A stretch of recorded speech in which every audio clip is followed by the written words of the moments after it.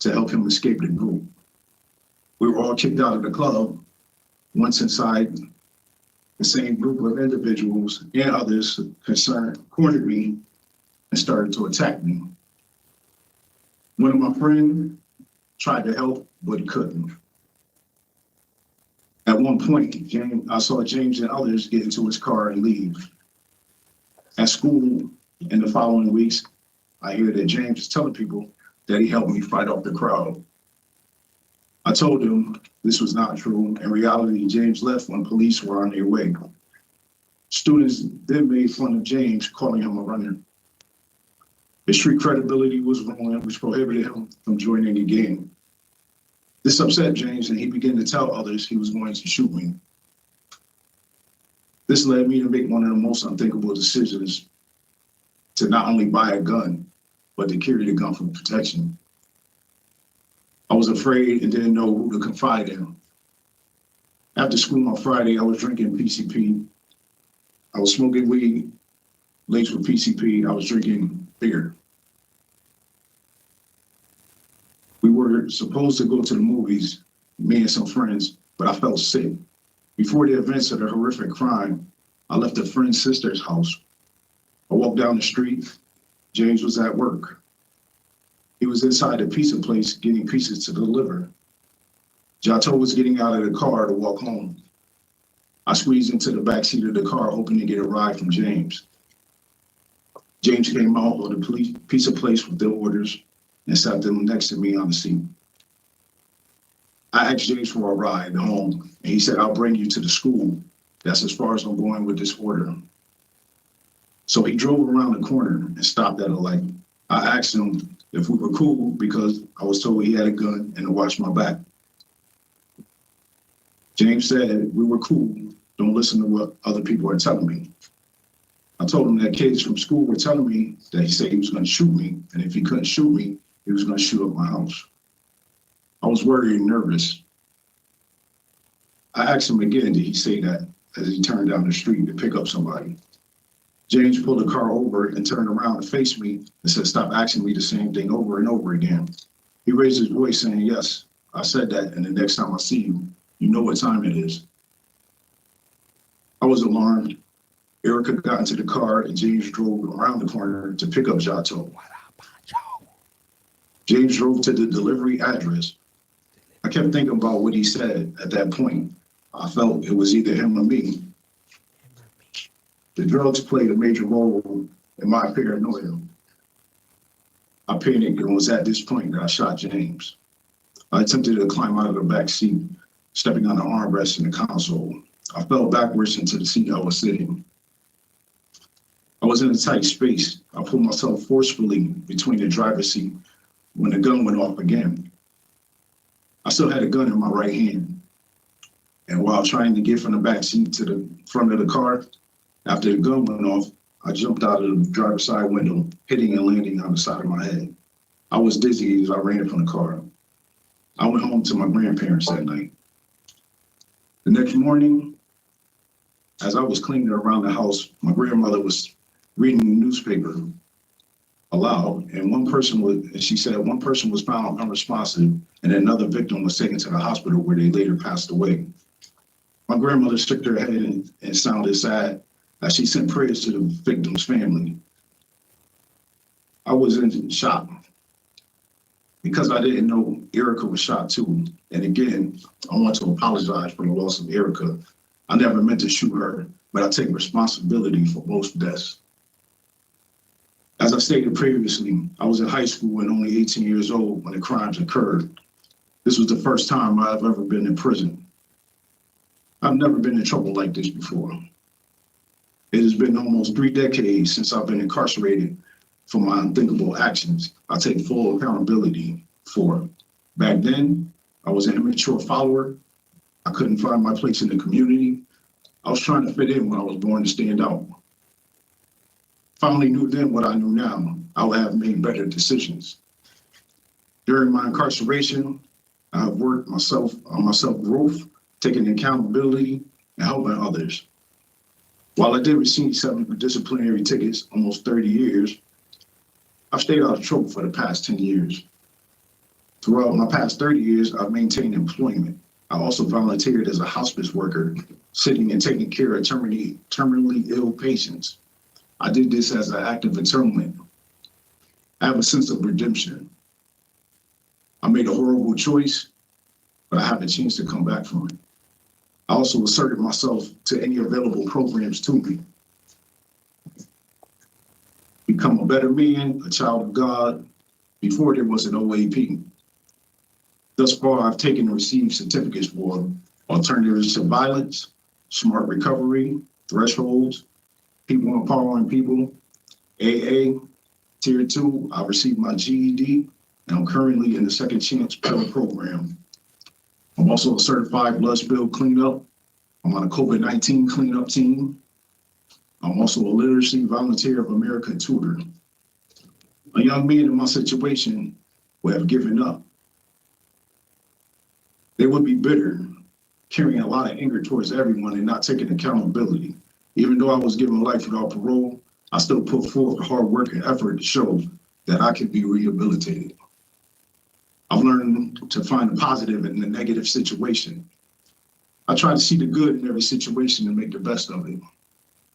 For my transition back into society, I plan to participate in the Workforce Innovation Opportunity Act, where I will receive a CDL training and become a truck driver.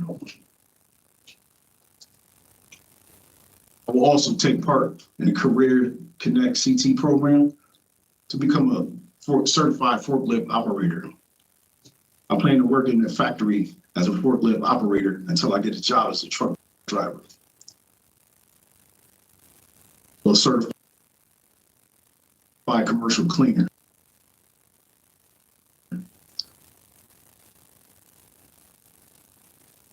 I could be hired as a janitor in a hospital. I could work in a supermarket or a hotel. I will spend my free time mentoring troubled youth at a community outreach center, such as Catalyst CT in Bridgeport or CT VIP in New Haven, as a way of giving back to the community. I have become a person who is always looking to accomplish something. I'm not afraid of hard work. I've learned how to respond to difficult situations. I'm a dependable employee. I feel pleased to have a chance to learn, have the chance to apply what I have learned. I've learned a lot over the years, and I've taken inventory of my teenage self as well as my mature self. I've learned from my GED teacher, Mrs. T, take time to change my distorted views, which will give me a chance to better understand who I really am as a person. I'm not the same immature 18-year-old I was. After mentoring young men 20 to 25 years of age, I truly have a different outlook on life. I've helped younger inmates prepare themselves for life back into society, with families, and to be productive citizens in society. I also helped them study for their GED test, and I encouraged them to take college courses and to participate in programs that would teach them how to make better decisions and to use resources available to them. The prison environment has been both challenging and a place of growth. It has been a humbling experience. I have received encouragement from my peers, staff, instructors, and other inmates who have been pardoned or paroled. I have also prepared myself for a life back in society with my family and to be a successful, productive citizen. I hope to have a second chance to return to society to show and prove that I can be of value to the community. I spent the last 30 years incarcerated, and not a day goes by that I don't think of Erica and James and pray for forgiveness from their families. I'm ashamed of my actions as an 18-year-old, but I am proud of the man I have become. While I can't take back my actions, I can use the skills I've learned and the opportunities I have been given to change the lives of others and prevent another tragedy like this. Thank you. Okay, thank you, Mr. Fernandes, for your statement. We have reviewed your entire file. This panel is very well versed. We have the police report, the court transcripts, all of the documents from from throughout your incarceration, certificates, evaluations. We received letters of support from friends and family members. In addition, we have a packet of information from your Attorney Guerrero, as well as the report from social worker Macho. So we're very well versed. We do have some additional questions. When we're done with our questions, we'll ask the Office of Victim Services to provide any victim input that they have, after which your attorney and the state's attorney will be allowed the opportunity to give a statement. At the end, we'll deliberate amongst ourselves and we'll give you our decision here today. Okay? Yes, ma'am. It's going to be a long one We'll today. begin our Just be question ready, with my guys. colleague, Mr. Pohl. Thank you, Madam Chair. Good morning, Mr. Fernandes. Good morning. It was a very good statement. You talked about the offense and how you're not the same person that you were at 18. You talked about your reckless actions and taking 2 lives and the impact that that's had on so many people. You know, and your mandatory sentence was life in prison. He caught 2 And- bodies as a juvenile, if you will. When I look at a case like this, and early on, you know, that's what it was. It was life in prison. Here I am. But you've made choices. You know, your young, reckless behavior turned positive relatively early. What I've seen is that your disciplinary report history includes no violent acts. And that's something that's, for me, that's something that's important to see, right? Because what you committed out there was ultimate violence, you know, twice. Thank you. How early on did you take the Alternatives to Violence program? I want to say about in the late 90s, maybe around 98. Yeah. And so you had the opportunity to not only take the basic, but the advanced, and became a facilitator. How involved were you in that program? I worked side by side with facilitators that would come in from society, and I would assist them with some of the programming we had planned for the guys that signed up for the program to participate. And how many guys do you think went through that program? Wait, then, let me revise that. How many guys do you think went through that program while you were helping facilitating? Possibly almost 40.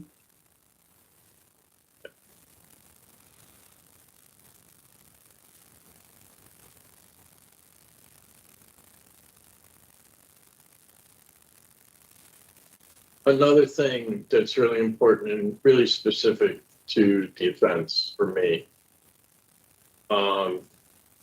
you got involved in hospice care. Yes. And you were involved in that in hospice care for how long? Possibly since 2010. So still, or No, I was there just a transferred. period? It was an adjusted period. I was transferred from MacDougall where I was doing hospice and I also was a janitor. I came here to Garner about 2014 and been here ever since. So it's like, what, 4 to 6 years? 6 years. Is that right? No, I've been here 10 years, but I've been in hospice 4 years. You were in hospice for 4 years. Yes, Okay. You know, inmates deserve to die with dignity. yes, And when you're dealing with people who are in hospice care, certainly it's end of life for people, right? yes, yes. How do you think that working, well, one, how many people do you think you worked with? If you're going to have to estimate, how many people in hospice care do you think you worked with? Total, I have about 5 patients.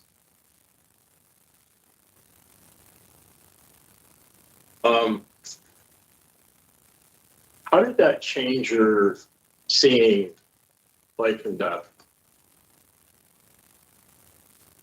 I've really never seen anything like that experience, but it was also,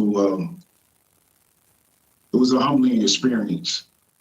And one of the patients that I was looking after, he was in my unit. So it was really, he was a good friend to me also before the fact. And I was shocked that he was going on hospice because he didn't tell anybody. So I basically stayed here. I cooked for him. Whenever he needed meds, I alerted the nurse to him. But we played cards days that he could. Some days he didn't feel too good, so he wouldn't get out of bed. But I try to make everything, it's palliative care. I just try to make everything easy and calm for him. That's something that changes people, right? Yes. So It takes that's, go ahead. It takes a certain type of individual to do that. I've seen some guys that they take the hospice program, but then they have second thoughts when they see what it involves and the fact that they're helping somebody that could pass away. Like some of them couldn't handle it, but I felt for me, it was changing my person, showing who I am, and I just wanted to give back to other people that just needed help. And that's really, it's important to me sitting here because the offense that we're dealing with was a reckless offense that took people's lives like that. And being able to experience and do what you did with hospice, you know, it's like it can't help but change, you know, your view on life itself. So I appreciate you doing that. There are several other programs that you've taken and you talked about those. It's really important that you're able to keep able to do that and gain from them what you did. You know, it's part of offender change. You know, and from what I heard and from what I've read with your interview from the parole officer and what's been supplied to us, you know, when you said that you're not the same person, you know, for me, that's pretty obvious. You're in the Second Chance Pell program, Yes, sir. working on associates in business. Yes.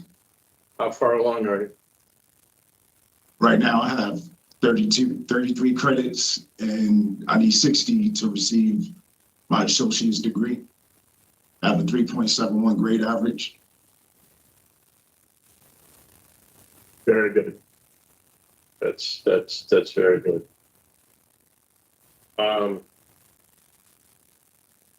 So one of the other things that I just want to touch on is that substance use played a part in this whole thing, right? Yes. As I looked, none of your, correct me if I'm wrong, none of your tickets had anything to do with substance use, right? No, sir. You've taken tier 2, you've taken smart recovery, you've been to involved with AA. Can you talk to me a little bit about where you are when it comes to recovery? When it comes to recovery, I've been sober 30 years, and I took that. I volunteered to take that class, and just to show that, you know, I don't plan on using any drugs. I took AA to show of good faith. I'm not even going to take a drink. And basically, the drugs, PCP and the weed and drinking beer, I threw my whole life away because of that. And I don't want anything to do with that anymore. People out here get really crazy over heroin and fentanyl. And PCP is just, I don't know how many of these cases that I've sat through where PCP is what somebody was taking when they took somebody's life. I mean, that's really rough. So I know you say that you don't have any plans to use and such.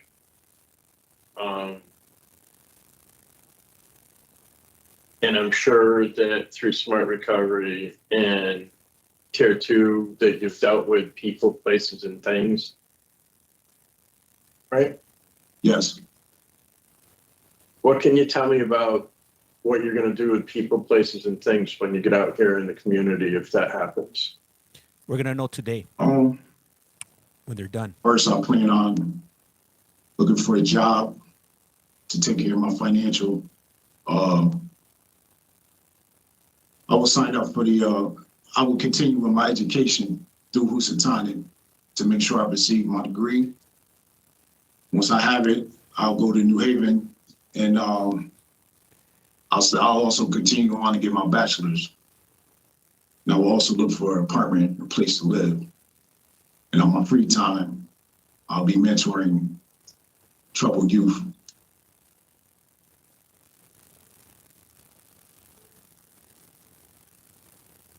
He's in prison for unaliving 2 individuals. Okay, so that covers a goal, that covers education. And that covers a really important thing in the community, right? Yes.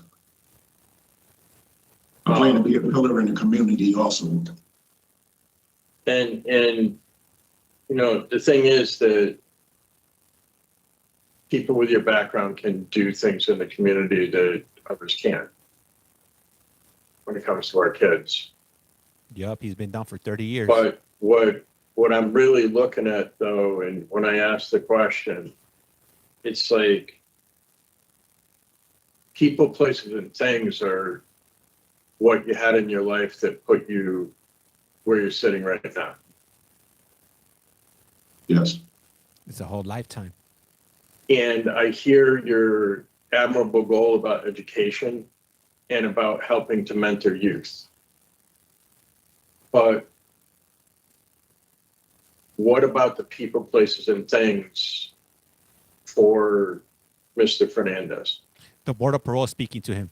That's the voice you hear. For me, if the board decides to give me a second chance and they have programs that they would want me to take, I'm more than willing to take them AA, or if I had to go out for NA also. But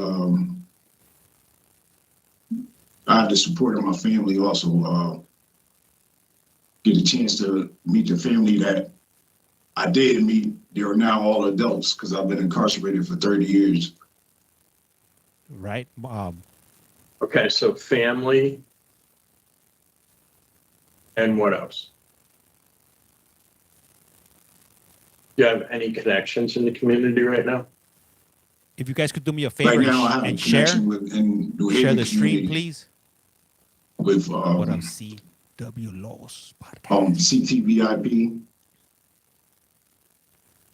It's a mentoring group. Thank you, Rhonda. Thank you, Sancho. Okay. What kind of group is that? They mentor the kids in the community, as far as I know. As well as some of them also work. They're working in Yale, New Haven. Thank you for the follow. And also I have CT Emerge to help with my employment. North Carolina in the house. Parole hearing, yep. We're in Connecticut again. A youthful offender. Okay. I think he went in under the age of 18. I'm going to tell you really what I'm looking for there. And he's been in prison for 30 years so far. You know, when you stepped inside Connecticut DOC in 1995, 95. Whoa. you left a group of people that I'm sure that when you come out here, you don't want anything to do with. So the question really is about, if they're not in your life, who is? So it's just something to think about. I was 5 and I'm not even looking for an answer. The places that you were hanging around were places that led to why you're sitting in that seat right now. 7. Right, Sancho. And I was 29. what are the places? And I've heard you talk about, school, Housatonic, and New Haven, coming up for your bachelor's in New Haven, both admirable things. Guess that's a yes. But one of the biggest things in a transition back into the community is to make sure that you're covered. I wasn't born in 95. The worst thing that can happen is that we think we got this, and then we use one more time, I had my baby and all bets are off. when he was born. Dang. Right. And when you have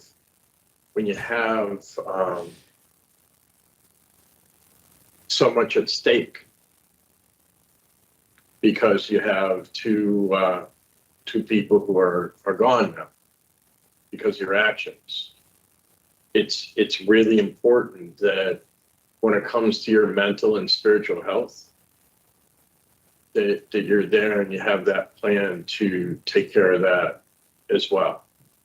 And there's a whole lot of good plans that you outlined for us during your remarks and such. But certainly, I really want you to think about that, because that support out here is critical. Any kind of success that you would have.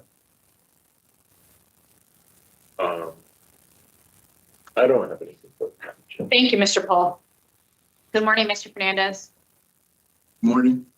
So I don't want to retry your case. We're not here to do that, but something really stood out to me that I do want to discuss with you.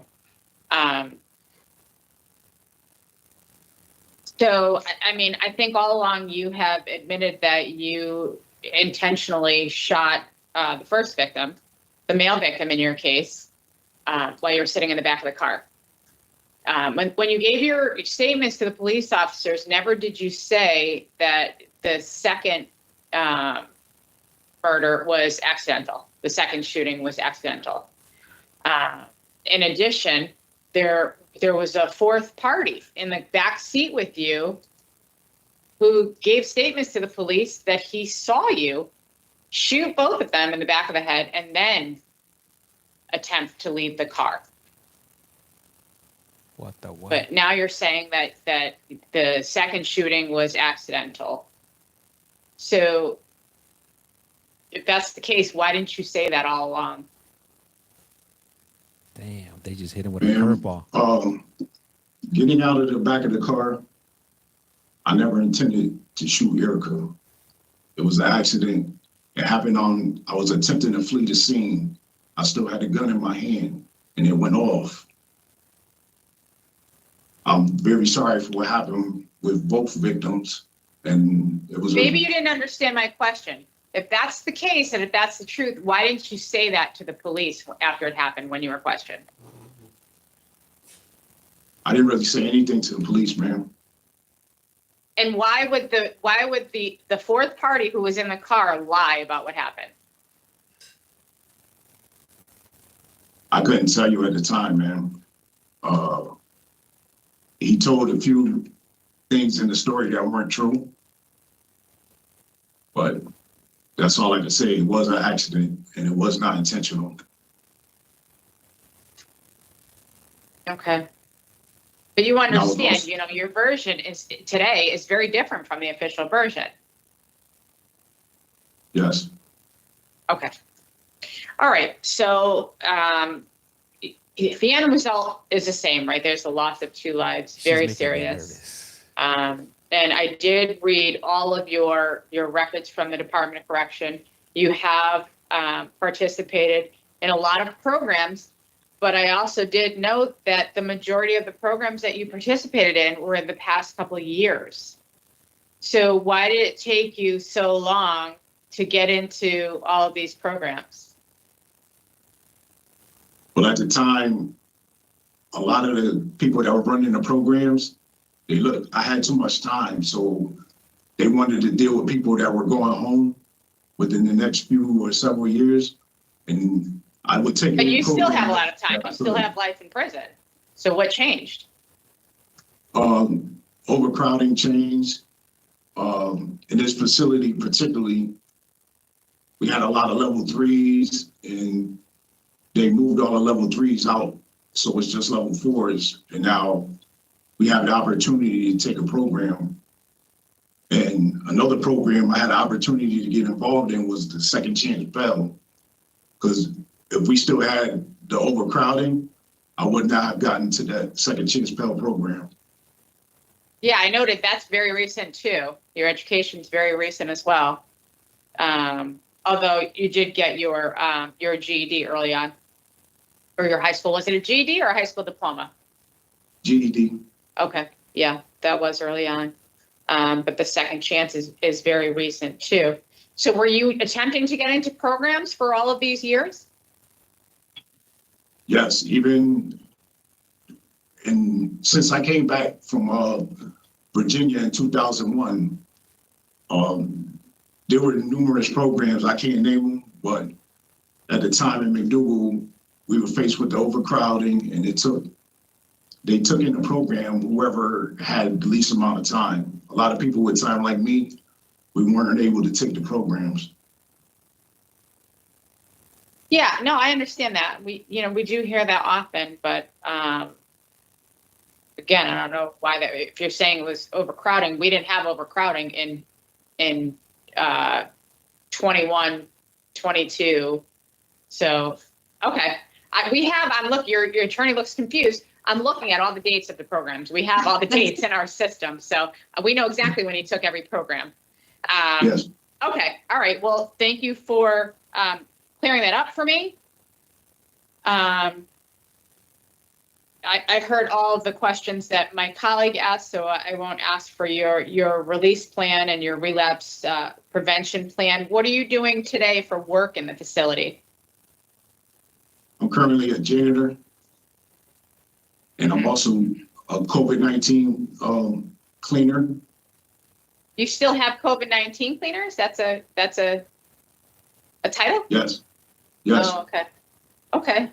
All right. Well, we certainly do appreciate the work that you do with helping the spread of COVID-19. How long have you been a janitor, sir?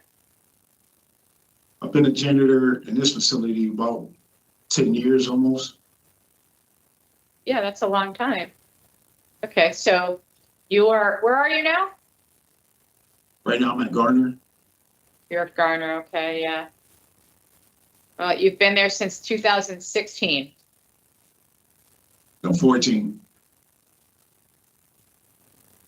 Oh, you had a brief transfer at some point to Osborne and then went back. Okay. Yes, it's medical procedure. Okay, yeah, we don't want to get into any of your private information that's protected. So you have 7 disciplinary reports, which is not a lot for someone who's been incarcerated for almost 30 years, but certainly do notice that they dropped off. Your last one was in 2015. Was there a point in your incarceration where your mindset changed? Yes, I just matured and I learned the ways of the prison. I just fell in line. I stayed out of trouble. I just did the programs. I stayed busy. That's good. Okay, and as far as vocational educational stuff, did you do anything there? I know you have a plan to get your CDL, but I'm not sure what types of programs they have at Garner for things like that. Currently, I'm a certified commercial cleaner. I received a certification back in '01 when I went to Virginia. I was transferred there due to overcrowding. Yeah. Yeah, we see that. You were there for about a year, almost a year. Oh, no. Yeah. Okay. And you held positions in the chapel and commissary as well, right? How long did you do that?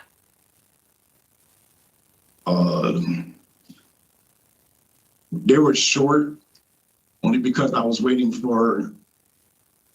to go to the voc ed over there. And when I finally did, I was taking up electronics and I was more than halfway through with the class and then I ended up transferred. So I couldn't receive my certification in electronics also because I was transferred.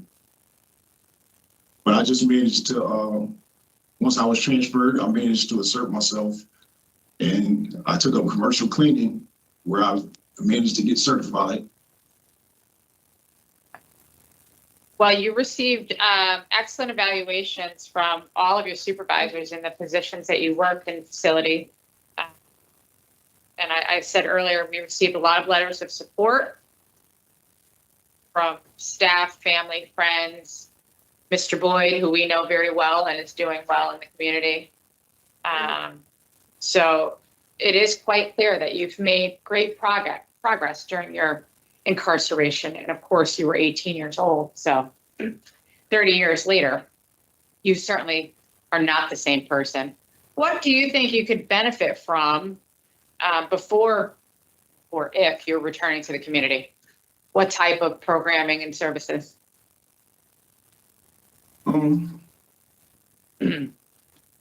Actually, I could benefit from working with Mr. Boyd.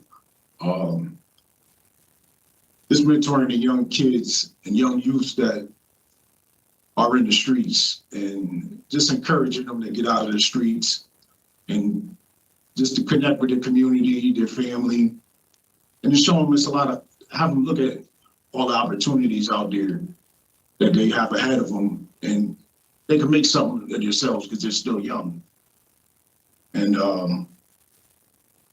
I benefit because I feel better knowing that I helped somebody that was in need, whether it be like if I have an apartment and they needed a place to just come and cool off and just talk about things, or if they needed something to eat, I'd feed them. And I benefit because I feel good about myself because I helped someone. Yeah. Okay. You didn't have any criminal history prior to this, right? No, ma'am. Was that because you were doing the right thing or just because you didn't get caught doing the wrong thing? I was a follower. That's what basically led me to this. Yeah. When I graduated 8th grade, I was in a Catholic school out in Black Rock, St. Anne's, and I had a chance to take the test and go to Fairfield Prep or Notre Dame, where I was going to play football. And I took it on myself to let my family know, all because I didn't want to wear, I was tired of wearing the uniform to school every day, that I'd rather go to another school where I didn't have to wear a uniform. That was not a good choice. And I wish I hadn't made that choice. Yeah. Well, you know, hindsight is always 20/20, they say, right? And as kids, we don't want to listen to our parents or. All of this started because of an incident at a nightclub. Why were you jumped at that club? He stepped on somebody's shoes. I intervened in a fight that was going on. A guy I knew from elementary school, he was all right. He's a good friend, but over the years, we lost touch. I transferred to schools. He transferred to different schools, and I finally had a chance. I saw him that night, and I remembered him. And he was getting beat up pretty bad, so I just stepped in to help him out, to get him out of the situation.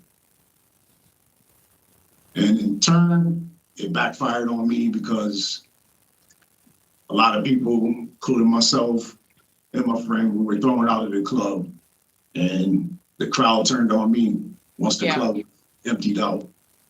Have you been in that situation during your incarceration, or someone close to you was being attacked or involved in a fight? No, ma'am. No. Okay. So how would you handle that differently? Let's say you're out in the community and family members being attacked or something. What do you do? If I intervene this time, I would just simply try to do conflict resolution and come to an agreement, talk the other person down. I wouldn't use violence. Okay. This case went to a jury trial. Did you have a choice in that matter? My lawyer thought it was in the best interest just to go to trial. Okay. What was the sentence prior to going to trial? What was the sentence they were suggesting? They were still offering me life with no parole. Oh, it was life without parole regardless. Do you guys Yes. want to see a picture of the board member that's talking right now? All right, thank you for speaking with me, sir. I'm going to turn it over to my colleague, Ms. Chance. Yes, so hello, Mr. Fernandes. Good morning. So I just want to ask you to clarify something for me. Today, in your opening comments, you said you acted in a reckless manner. Before, you said it was an accident. So can you clarify what you mean by reckless manner? Do you guys want to hear a picture of the one that's talking right now?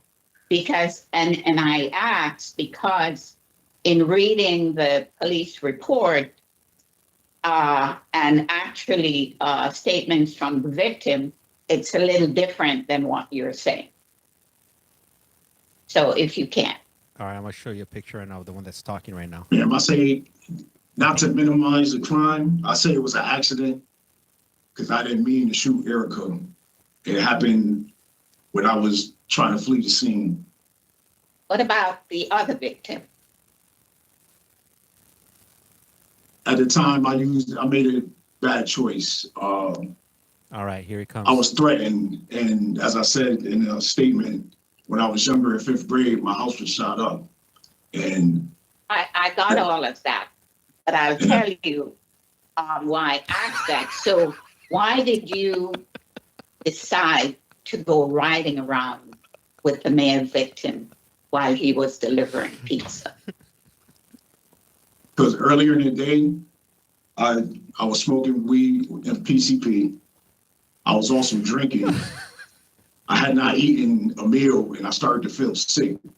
Originally, I was supposed to go to movies with some friends, but I was feeling sick, so I wanted to go home.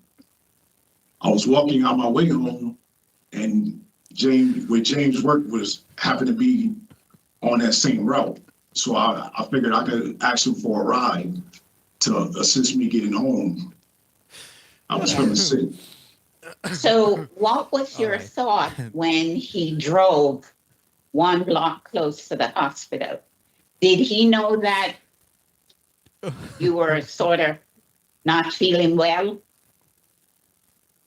No, he knew before the fact we even started the ride. And that just was a bad decision on my part, and I wish I could change that. Mr. McMillan didn't deserve that, and neither did Miss McGilvery. Okay, well, thank you for saying that. So my other question is, of all the programs that you've taken, which one do you think helped to address your poor decision-making and has changed you to be the person you say you are today? I would say a majority of them. A lot of the programs I've taken, they involve decision making, and I feel all of them have reinforced what I've been working on. And I'm almost 50. That being said, and the main program that stood out for me, though, even though I not too long ago took it up, was Voices, because it taught me about empathy, and I already taken accountability, and it just reinforced it. And understanding what I did was wrong, and it helped me just basically to understand that not only were the victims, but their families became victims, and I also made my family victims also as well. So you completed the Tier 2 program in 2022, and I looked at your release plan whenever you have the opportunity to go back in the community, but you did not include any kind of substance abuse treatment. But today I hear you saying that substance abuse played a huge role in the crimes that you committed. And you indicated such to the parole officer during your interview. So why do you think you did not include it as part of your release plan when it had played such a critical role in why you're there today? I've been incarcerated 30 years, so I've had a chance to sit and reflect, but at the same time, I haven't taken a drink and I have not gotten high on PCP and weed. But again, if the board feels that I should take a program, if they grant me a second chance, I will absolutely do so. Yeah, you know, one of the things that I have learned over the years is, first of all, do you think that you were an addict back then? I think I was a knucklehead young kid, just doing what I saw everyone else do. And I've been drinking beer since I first started high school when I met my new group of friends. I didn't really smoke, so I didn't smoke the weed with the PCP until I was around my beginning of my junior year when I was 17, and we were at a party.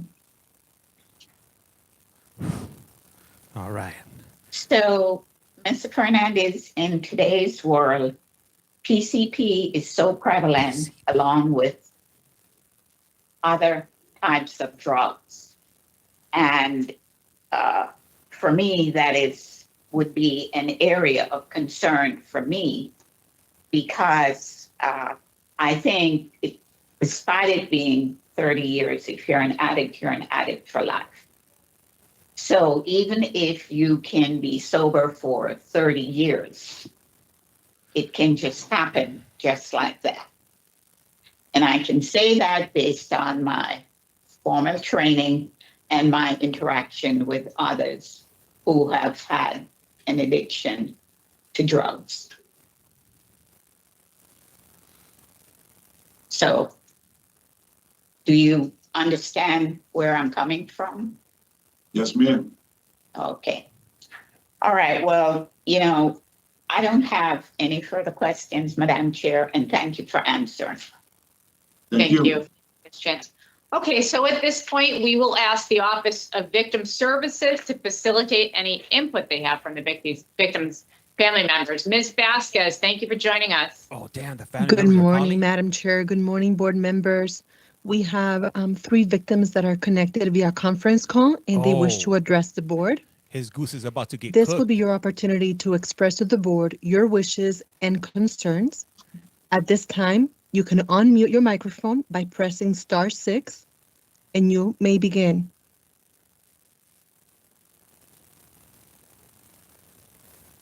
Pardon, Madam Chair. And then once all they're done, I am going to be reading a statement from another victim. Thank you. Thank you.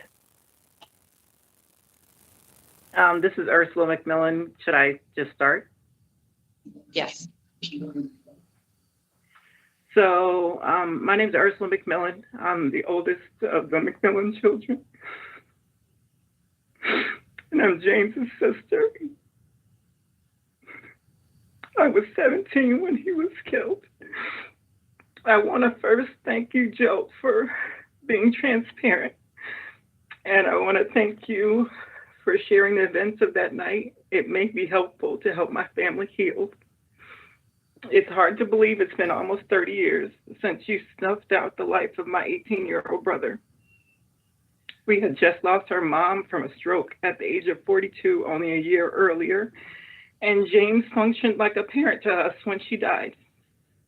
I'm sure she was present and watched as Joe took the life of her eldest son, and I'm sure she was there to welcome him with open arms when he entered the gates of heaven. It's quite unfortunate as I think upon the ways that James probably would have enhanced and positively impacted the world. We can only imagine because we never got to see what his potential would have been. On that day, April 28th, 1995, Joe callously, carelessly, and recklessly took the lives of 2 people, James McMillan Jr.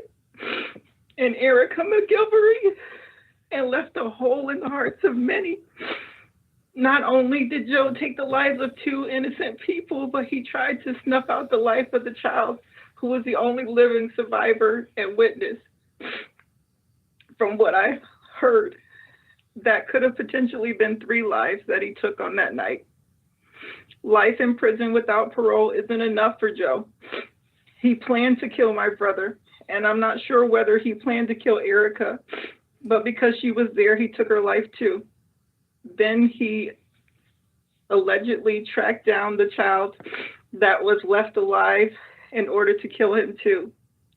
Thank God for Jato's bravery and willingness to tell what he had seen, or we might never know who murdered our loved ones.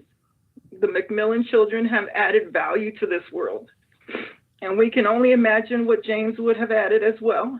My brother Keith and I have used our words and our hands in an effort to bring about healing in this world.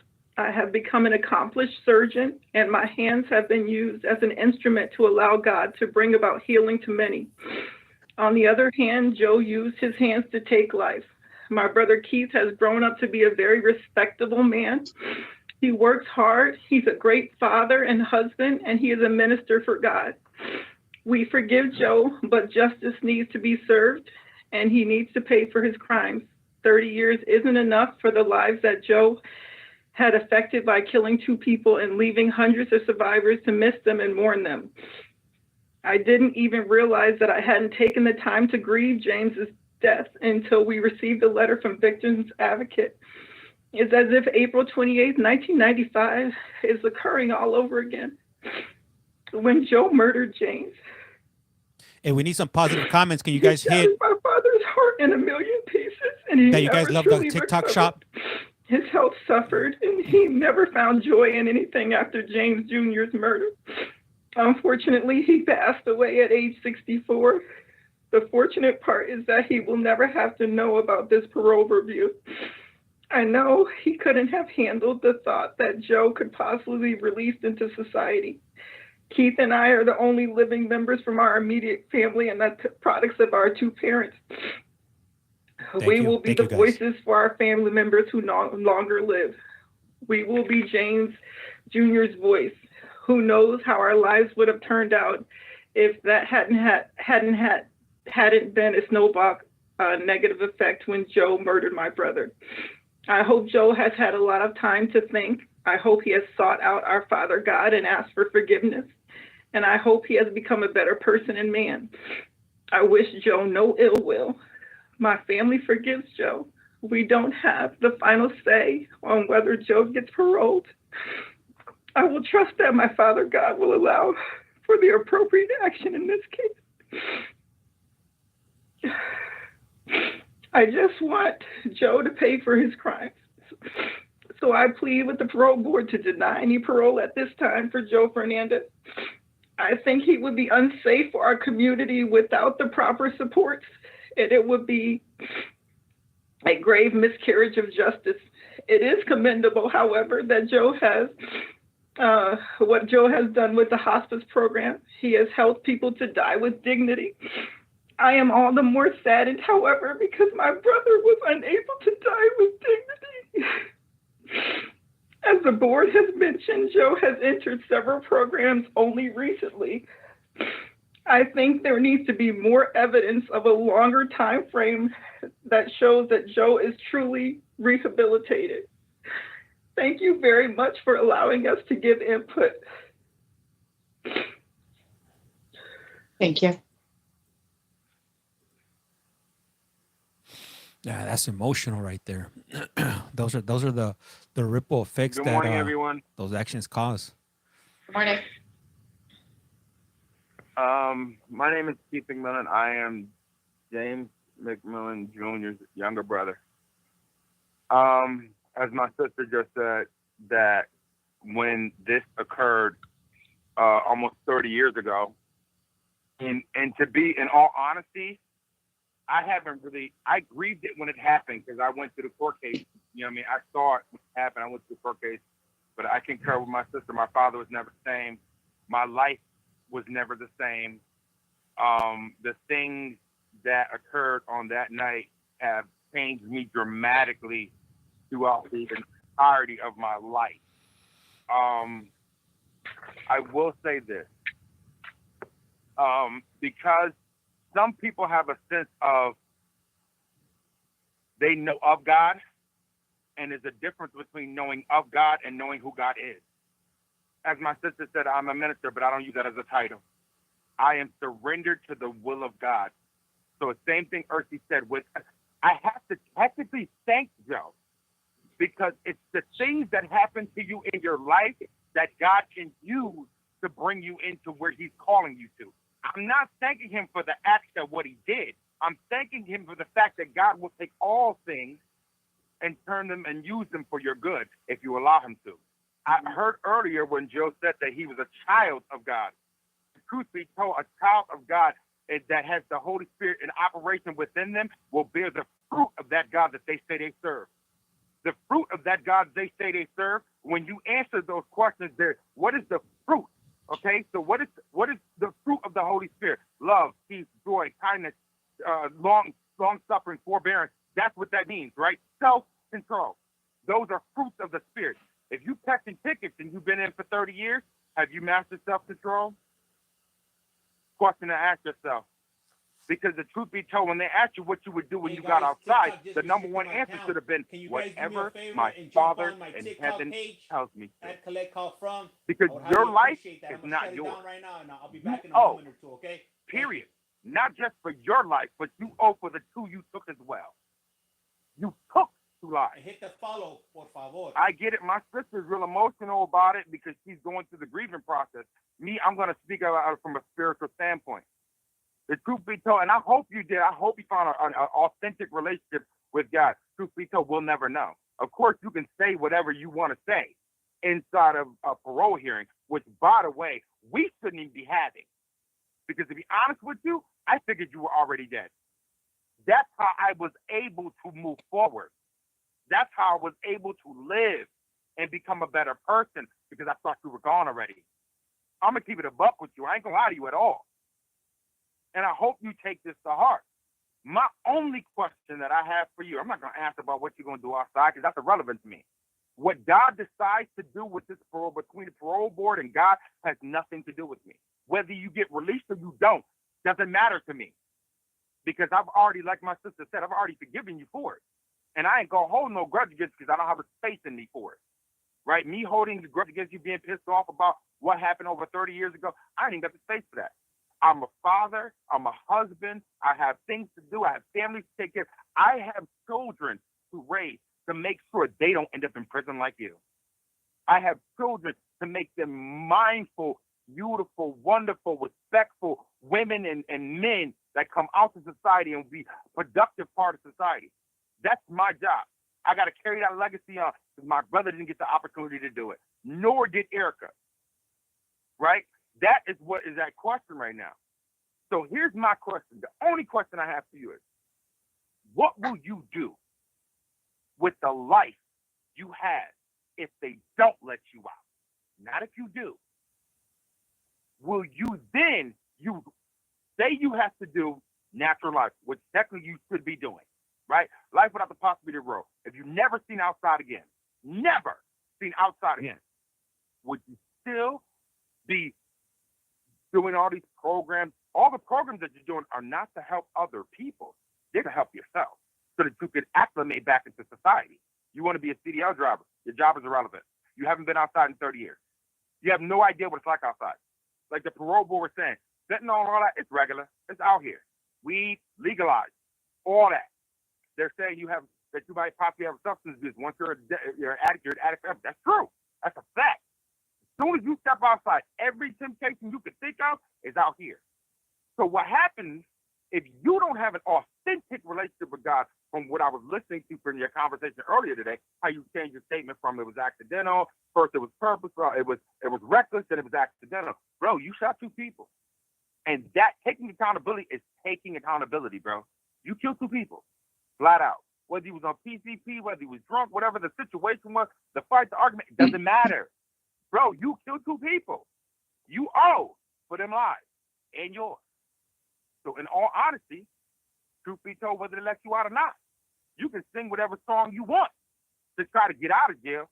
But outside, without that relationship with God, without an authentic one, accepting Jesus Christ as your Lord and Savior, not just Savior, Lord. Let him be your boss.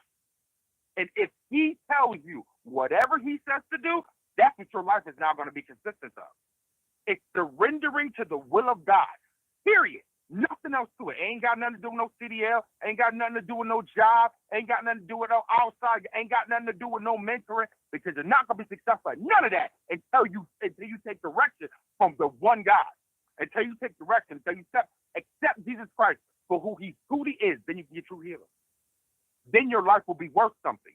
Because the truth be told, the only person that's paid for your life that you're currently breathing in right now is Christ on the cross. So you still owe for that. And until you accept his will, purpose, and plan for your life, and start bearing the fruit of the God that I serve, and the God that my sister serves, and the God that my brother serves, that's the only true way you can get redempted. Because that's the only one who paid the price for it. So I hope you take this to heart. Parole board, whatever you guys decide to do, I just pray that you decide to do it in a manner that is right. Justice for me ain't being served by y'all anyway. Justice for me is served by Christ. That's all I have to say. Thank you. Good morning, board. Good morning. My name is Tanisha McMillan. I am the youngest sibling I was 7 years old in 1995. I don't remember much, but I do remember how James made me feel included and accepted among my siblings. When he was taken, I quickly had to get accustomed to dysfunctional and broken. To me, James was the glue to the mix of siblings and who made everything appear picture perfect to me being the youngest sibling. Once he left, there was a huge shift among the siblings, and I immediately felt ostracized. As I grew up, I saw the toll his absence took, and we became even more divided. The toll it took on my father, words cannot describe. My father passed away in 2011, 13 years ago, and that was it, nothing to hold the McMillans together. As you can see, I have not mentioned the word family because my idea of a family is what I was forced to grow up with, and I know that idea would have been different if James wasn't taken away. It's a different hurt that I feel today because it feels like reliving everything all over again and feeling and thinking about how things could have been different with the McMillans functioning like a family. How it could actually not have a divided family where we share the same last name with. James doesn't get to enjoy life today. He doesn't get to enjoy a family and create a family of his own. I'm sorry and sad to say, Mr. Fernandez, you do not get to enjoy that either. I understand we are human beings and people make mistakes, but we have a system in place to uphold justice and enforce accountability by law. I do not feel justice would be rightfully upheld releasing Mr. Fernandez on parole today. And I thank you for allowing us and my other siblings to speak today.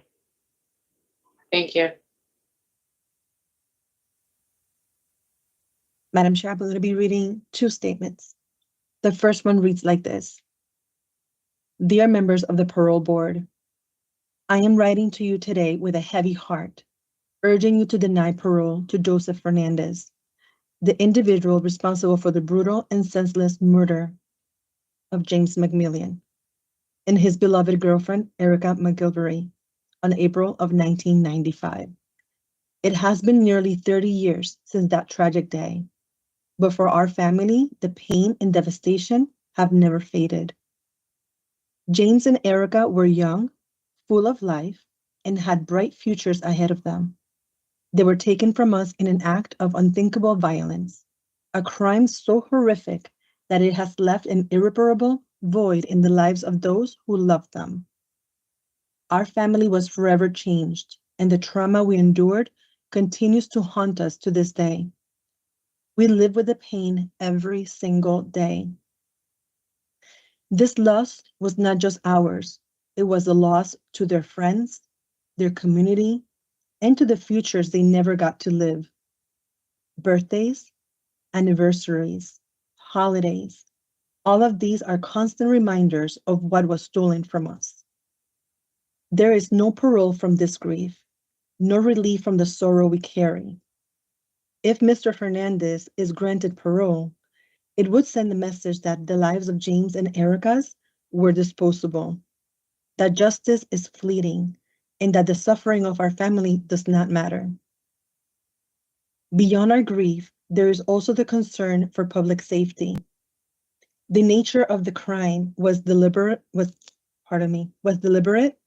merciless, and deeply disturbing. Someone capable of such violence does not change overnight. The risk remains that another innocent life could be taken if this individual is released. We trusted the justice system to hold Mr. Fernandez accountable, and a life sentence was imposed for a reason. Granting parole would undermine that justice and dishonor the memory of those who were taken too soon. We, the surviving family and friends, will never get a second chance with our loved ones. We are forced to live with this loss for the rest of our lives, and Mr. Fernandez should be required to do the same. I respectfully ask that you consider our unwavering pain, our loss, and our continued suffering when making your decision. Please deny parole and ensure that Joseph Fernandez remains behind bars where he belongs. Thank you for your time and commitment to the justice. Sincerely, Erica Thomas.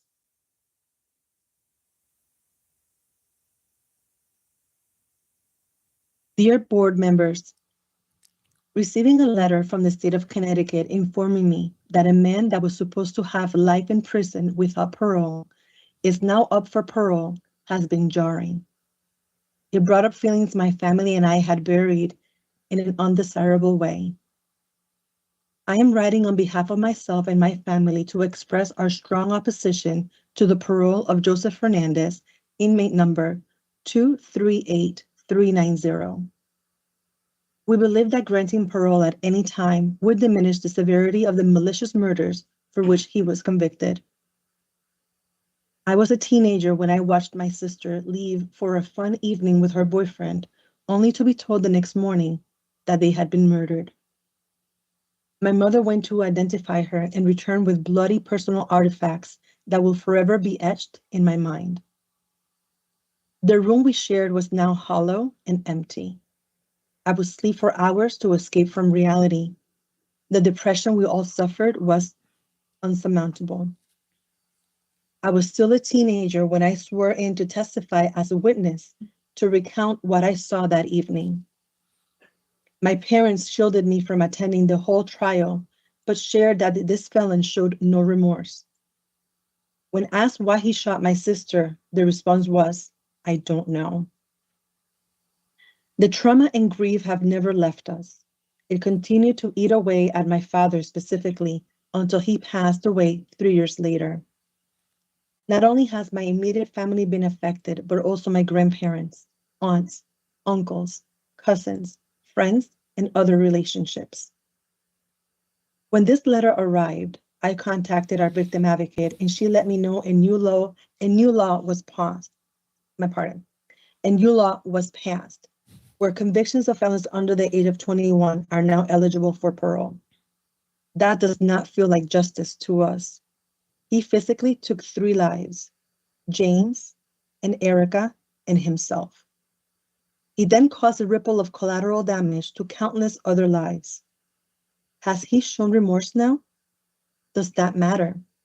The impact of his crimes is profound and lasting for us all. Concerns regarding Joseph Fernandes, inmate number 238390, potential parole include lack of demonstrated rehabilitation.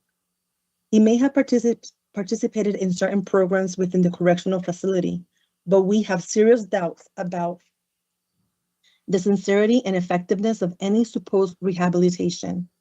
Simply completing programs does not guarantee a change in behavior. Continued risk to public and personal safety. The premeditated nature of the crimes he committed gives us reason to believe that granting him parole would place the community and us at an unacceptable risk of reoffending. Severity of the crime. He ruthlessly shot them from the back seat. There was no self-defense. There was nothing but evil and anger. Granting parole at this stage would again diminish the seriousness of these offenses and fail to provide adequate justice for James, Erica, our families, and friends. Victim impact. We continue to suffer from deep emotional distress due to the loss of Erica. It was a severe disruption to our family and was the catalyst for many more changes to include physical and emotional trauma throughout the years. Our voices should be considered in this decision. Lack of a viable re-entry plan.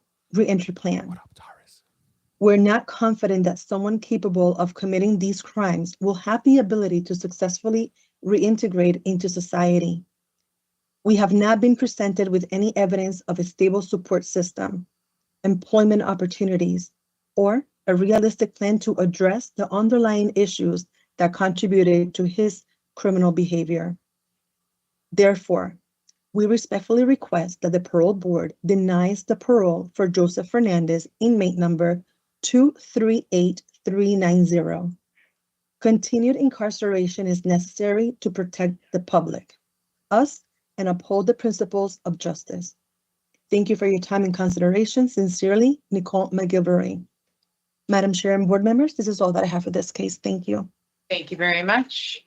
Thank you. At this time, we will afford each of the attorneys an opportunity to speak and make a statement.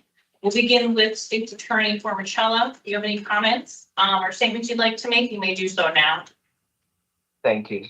Thank you for this opportunity, members of the Board of Pardons and Parole. As I say at many of these meetings, the impact of the victims' families, tremendous in all of these cases, and giving them deference to their thoughts and their opinions is important. And when considering what to do with a given case, and knowing that nothing that happens today or in the future will take away the pain of those victims and the other victims who did not participate here today. I'd like to begin by stating that Mr. Fernandes has begun an important journey in his rehabilitation. He's completed a number of programs, including Tier 2, Voices, Smart Recovery. He's involved in Alcoholics Anonymous. He's involved in the Pell program, improving his education. And these are all admirable achievements by Mr. Fernandes. Also, his work in the hospice unit and working with the COVID-19 cleaning committee is incredibly important, and Mr. Fernandes should be proud of his involvement in those endeavors and learning empathy for his fellow inmates as well as other members of our society. And I hope that Mr. Fernandes continues that behavior throughout the duration of his period of incarceration, whatever the board deems appropriate. I'd also like to say that endeavoring to receive his CDL license is an appropriate plan or part of a plan if he were to be released, as well as mentoring youth who come from a similar background as Mr. Fernandes. All of these traits are admirable, and Mr. Fernandes should be proud of the work that he's begun to do on himself. There are concerns from the Office of the State's Attorney as to early release, however. And I'll first begin with the facts of the case, in which 2 individuals were shot in the head and killed on the day of April 28, 1995. The 30-year anniversary is just over a month away. There was a lot of discussion here today about whether or not the conduct that day was accidental or reckless. I would submit to the board that it was intentional. It was more serious, and that is why Mr. Fernandes was punished with the most serious period of incarceration that the state of Connecticut has to offer, which was imprisonment without the possibility of release. I would say there are concerns regarding Mr. Fernandes's recitation of the facts and what the facts were found by the jury. Connecticut. There seemed to be some indication of victim blaming. There seems to be some inconsistency as to whether or not Mr. Fernandes Thank you, Marie. was threatened earlier through the Thank you, Jen. schools and him hearing a rumor that one of the victims, Mr. McMillan, was going to attack him and or shoot up him in his house. However, he gets in the back seat of the car with Mr. McMillan that day because he was not feeling well and needed a ride. I would say some of those statements seemed inconsistent. I would say that a lot of the altercation that day seemed to be placed on Mr. McMillan that day. Hey, do you guys love the TikTok shop? And that is concerning. Drop some I don't comments. believe that Mr. Fernandes doesn't take responsibility for what he did that day. I believe he said that he takes responsibility. He feels remorseful that day. However, the way in which it was presented here today, there does seem some indication that Mr. McMillan had some part in his death when he was shot from the back seat of the car. Can you guys type "I love the TikTok shop" in the as chat well as so the we don't other get cut off? victim, Erica, who had no involvement in any type of aggressive actions against Mr. Fernandes at any point, and was again likewise shot and killed that evening. The state has the same concerns that were expressed during questioning by the board, that while it is excellent that Mr. Fernandes is engaging in programs now and more recently, those are more recent programs. That's not to say that he did not complete programs or complete his GED prior, but these are recent programs and that Mr. Fernandes will likely need to continue to work on himself if he were to receive any type of relief. I would also say that through questioning of board member Cole and board member Chance regarding substance abuse treatment, that again, it is a Thank you for that, Gun. lifelong addiction and needs lifelong solutions to prevent any type of relapse. However, it is a little bit concerning that the substance abuse treatment, or rather acknowledgement of the substance abuse problem at the time of the shooting of both of the victims, that Mr. Fernandes cites the use of PCP and then while he's drinking, and then it was just mentioned to the parole officer as well as the board most recently that he would have a problem with substance abuse. I'm not certain that this recent acknowledgement is enough for the board to find that Mr. Fernandes has acknowledged any type of substance abuse treatment, that his need for substance abuse treatment, and that further work in this area would be necessary. And so I would ask the board to consider the seriousness of the offense. In this case, I would ask the board consider the only recent completion of the programming, as well as only recent acknowledgement of substance abuse issues, as well as Mr. Fernandes's statements relating to the incident of crime. Thank you. Thank you, Attorney Parmicello. At this time, Attorney Guerrero, if you have any remarks you would like to make, you may do so now. Attorney Capetta is going to be the one making remarks today. Thank you. First, I'd like to thank the board for their time and consideration of Joe's parole eligibility. Before I start with my prepared statement, I do just want to respond to the state's attorneys as far as there being some victim blaming. In the almost year that I have gotten to know Joe, he has never blamed the victims. And in his statement, I think what he was trying to do was just explain, the full story of what occurred and what led up to April 28th, 1995. And I think he just wanted to be transparent, not only for the board, but for the victims' families as well. Now, the board did receive our social narrative, and in that social narrative that you had the opportunity to read Joe's what-if statements. Joe's what-if statements had me thinking about my own what-if scenario and alternate endings for Joe. So the date's April 28th, 1995. After school, Joseph goes to his friend Derek's house, along with a group of friends. Some friends are smoking PCP-laced weed. When it's passed to Joe, instead of taking a turn, he decides to pass. Later on that evening, he's tired, he decides to leave Derek's house. As he's walking home, he approaches Crossroad Pizza and spots James' car parked in front of the restaurant. He asks James for a ride home. James agrees and says he can take him as far as his next delivery stop. Joe confronts James about the rumors he's hearing. James says they have no beef. Clear-minded and sober, Joe decides to take his word for it and squash the beef. He realizes whatever disagreement they have is not worth it.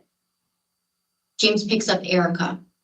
James then arrives at his delivery location. Joe exits the vehicle and walks home the remainder of the way. He goes to bed and wakes up the next morning, eats breakfast while his grandmother reads the news, or rather lack of news. This version of Joe, mature, wise, one who had the ability to think things through, one who had impulse control, one who had a fully developed brain, didn't exist 30 years ago. The Joe that existed 30 years ago was only 18 years old. He lacked the tools to rationalize like the one in my alternate scenario. However, I can sit here before the board and confidently state that the Joe you heard from The Joe that I have gotten to know over the past 11 months is a man who is mature, intelligent, wise, and evolved. His DOC record is a testament to his growth from a youth to a man. Joe has spent the past 30 years not only paying for the crimes he's committed, but also working on himself. He not only earned his GED and is currently working towards his college degree, but he's taken advantage of numerous programs offered by DOC, even before Public Act 23-169 came to be. He would have taken more but for his level 4 status. He went beyond learning to mentoring and facilitating groups. On top of that, he's taken on various employment opportunities. He has even volunteered as a hospice worker, which is reflective of the person Joe has become. From mentoring younger inmates to sitting by those who are in their final stages of life, Joe's vet is there to lend a helping hand and be there for those during their time of need. Joe has gone from a follower to a leader to a mentor. It comes as no surprise that if released, he will continue to impact others and guide the younger generation to make better choices than he did. He knows better than most how one decision can derail the rest of your life. Myself and Attorney Guerrero are juvenile public defenders, and we understand more than most how the youth we work with can benefit from the mentorship and advice Joe can offer. His story and evolution can make a difference in many lives. Without a doubt, he has more value in the community than he is behind bars. When I think of Joe, I see an individual who is remorseful, rehabilitated, and redeemable. From the very first time I met Joe, he was honest about his role that fateful day in 1995. While shedding tears, he stated this never should have happened. He continued to express his remorse every other time I visited him, every other time Attorney Guerrero visited him, and every other time social worker Mako visited him. Regardless of the language that he's used, he has held himself accountable and he is very sorry for what he did 30 years ago. In addition to his remorse, I also see someone who was reformed. Joe took advantage of the opportunities available during incarceration. While many others in his shoes would have given up with his life sentence, he chose to keep going by furthering his education, gaining new skills, mentoring others, all tools that he has added to his toolbox. If granted parole, Joe has all these tools that he can utilize when facing the life issues that will inevitably arise. Joe does not need to be another life lost. When we think about the reasons and purposes of sentencing and punishment, two theories come to mind: incapacitation and rehabilitation. Joe's been incarcerated since he was 18 and 77 days old. In 1 month's time, he will have completed 30 years of incarceration. This is a significant period of time. He has spent 62% of his life behind bars. The primary purpose of incapacitation is to remove one from society. And although Joe has been away from so long, he has not lost sight of the concept of rehabilitation.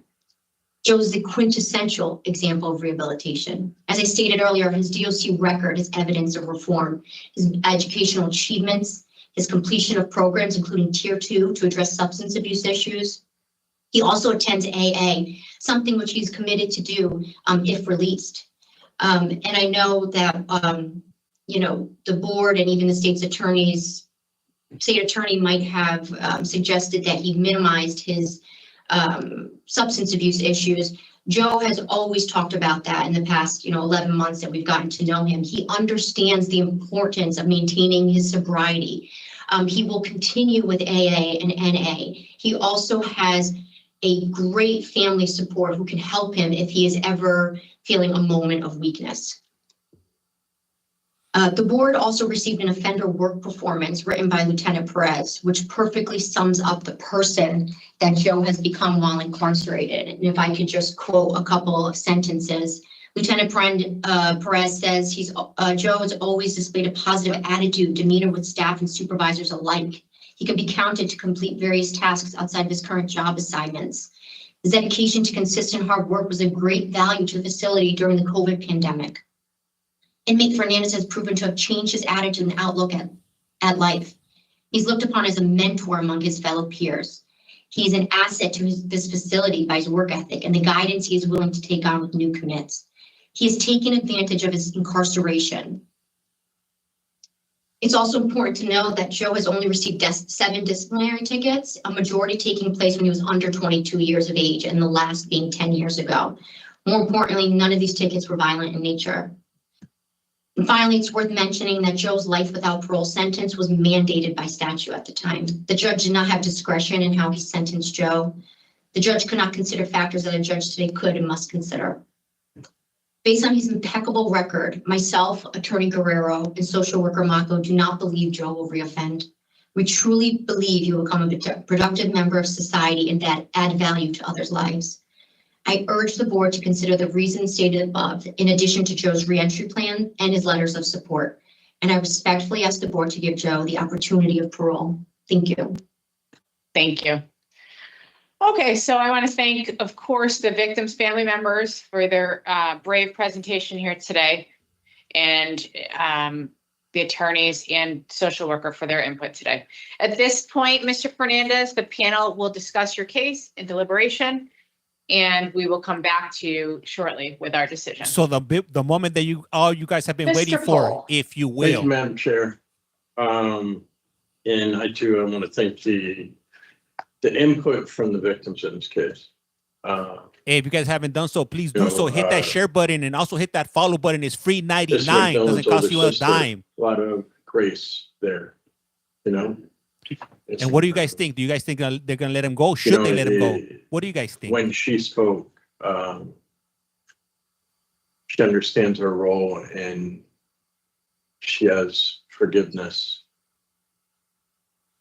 However, she wants to ensure that Mr. Fernandes is doing the right thing, you know? And so as I look at this, certainly this is a case of capital murder, and the sentence was not something that the judge had a decision in. It's something that he had to impose. The tools in this case, assessments rate out Mr. Fernandes is low. I'm on the fence. I'm on the fence also. It's a tough one. He took 2 people out. About reoffending. He has no criminal history. He has come in and he has earned his high school diploma. In the facility, he has what kind of fence? Recently engaged in the Second Chance Pell program. And part of his release plan is to continue on for a bachelor's degree. When it comes to programming early on, and I understand it. I mean, we've dealt with this several times. It's when you have people incarcerated, the people who are up front and are closest to being released are the ones who are given priority when it comes to programming. However, that's not the case with the Alternatives to Violence program, AVP. where it's a voluntary program. Connecticut, yep. And Mr. Fernandes engaged in that program. Not only the basic, but then took the advanced program, and he became a mentor. And by his estimate, some 40 inmates had taken that program when he went through, when he was doing his co-facilitation. And it's important to understand that Waterbury. Because we're doing that, Hello, neighbor. there's no way to measure. But if you're taking anti-violence programs that are giving people alternatives when it comes to violence, how many people We're about to find out. Get hurt? That's what we're waiting for They right go now. through that program. So his actions were in the right place as early as they could possibly be. He engaged in hospice training and A board hospice member. care, and served 5 people to help them with their final journey. And certainly that program is something as I said during my remarks, is that you can't do hospice without it changing. Just your reflection on life and the meaning of it. Taking a great deal of programming that deal with thinking. Although, Attorney Formicella brought forward that the programming is recent, but much of that program is recent. And again, it has to do with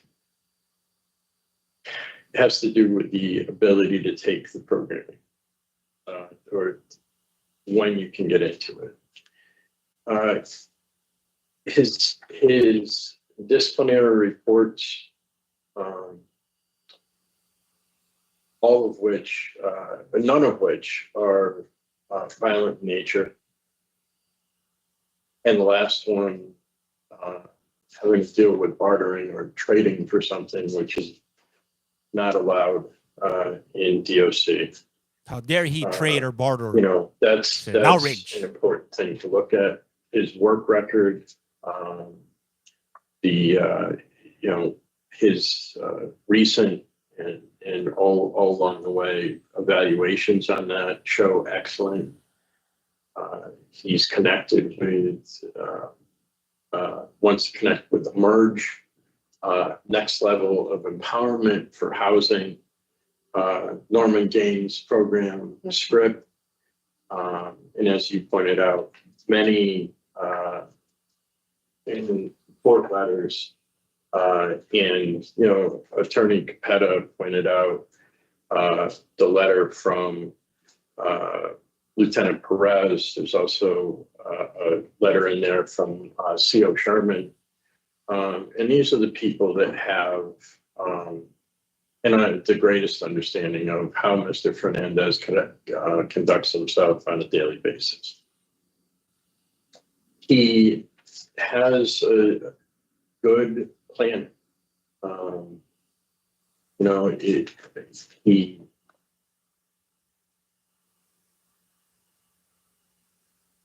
When it comes to substance use, I heard what Attorney Capetta said, but I also heard what Attorney Formica said. I am not concerned that Mr. Fernandes is going to use again. I'm concerned that the connections, and when I asked a couple of times about people, places, and things, right? Because that's the lingo in the recovery world. The lingo. What exactly is going to be there, right? Because that connection with other people, and oftentimes recovery coach, things like that in the community are there so that as you make a transition, Mr. Fernandes, the last time that he was in the community, took 2 lives. And so as we place or contemplate placing Mr. Fernandes back into the community, he's going back to a community that the last time he was there, that's what he did. And the tools that are necessary to be there so that he can have the best possible chance, are very important. I believe that in Mr. Fernandez's future, he would absolutely be suitable for parole. I'm just in a place where I would like to see a little bit more work when it comes to setting up a recovery plan that actually speaks to what we're going to do when we're in the community. And then, the programming that he has happening, he's got positive stuff going on. He's 33 credits into a associate's degree in business. I was saying it's some time. You know, as where we are right now, it's 29 years on a capital murder case. And the Assistant State's Attorney Framicella's summation there, he's begun his journey. He's begun a very important journey. And I think the day will come when he comes out and has impact. And the last thing I want to say is, understand also that with what the victims had to say, right? There are people with Mr. Fernandez's background in the community that are positively impacting our cities because they're working in programs like Mr. Fernandez has pointed to. Because kids in the community, kids that were Mr. Fernandez 30 years ago, who are they going to listen to? People who know where they are and what they're talking about. So for me, it's, I appreciate all of the work that Mr. Fernandez continues to do. And although today I don't think it's time, I think that in the not too distant future, it would be time for Mr. Fernandez to go out and make a positive impact. Thank you, Mr. Paul. So I think you covered it all, basically. You know, we have to remember here that this was a life sentence without the possibility of parole. And our legislature has recognized that offenders in their youth, commit their crimes in their youth, are less culpable compared to adults who commit these types of crimes. So he now has the opportunity to parole when there wasn't this option. There was no out for him prior to this public act passing.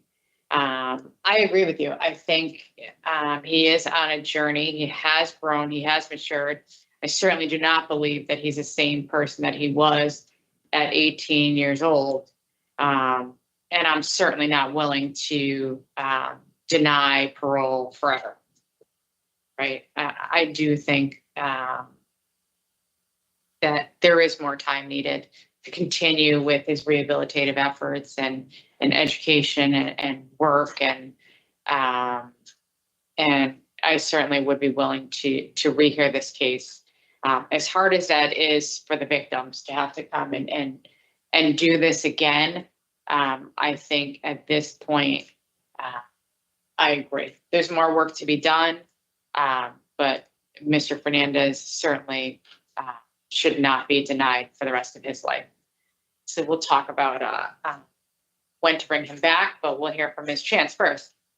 Well, I agree with what both of you have shared, and my area of concern, Mr. Pohl touched on it and elaborated on it, and it has to do with his journey on the road to being back in the community, but just wanting to ensure that that particular piece of support that's missing is in place. So that's all I have. And just to express that, I think, you know, even when we do a rehear, the family of the male victim, I think, would support what we do based on, you know, what they have indicated, especially the older sister who is a surgeon. And so I feel giving him some more time to complete his recovery plan is appropriate. Okay, what are your thoughts on a rehear date? I mean, his programming, he appears to be 2022, 2023. So it's, if we went with a rehear in 2028, it's 5 years, it's 5 years after the completion of his programming. That was something that Attorney Formicello was pointing at. That he's begun the important journey, but the recentness. So 3 years, yeah. What are your thoughts, Ms. Chance? I would be okay with that. 3 years.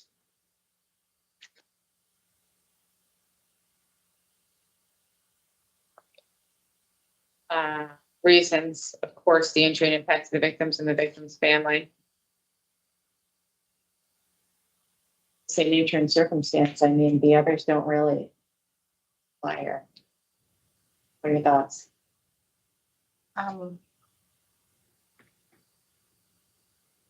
It's not that the only other one that I considered was the inadequate release plan, because that's the area that he needs to work on, but I don't know. He He has a good one, Yeah, but there's an area there that. yeah.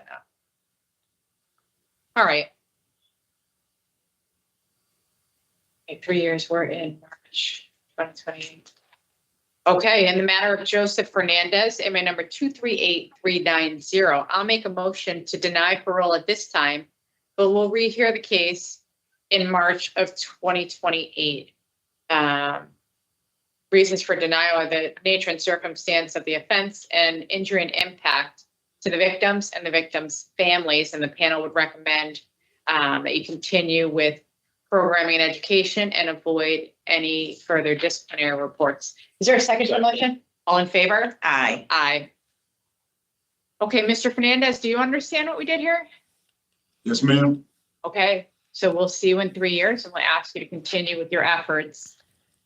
Okay, we wish you the best. Thank you, everyone, for your participation here today. Damn, did they knight him? Damn. This concludes the Public Act 23-169.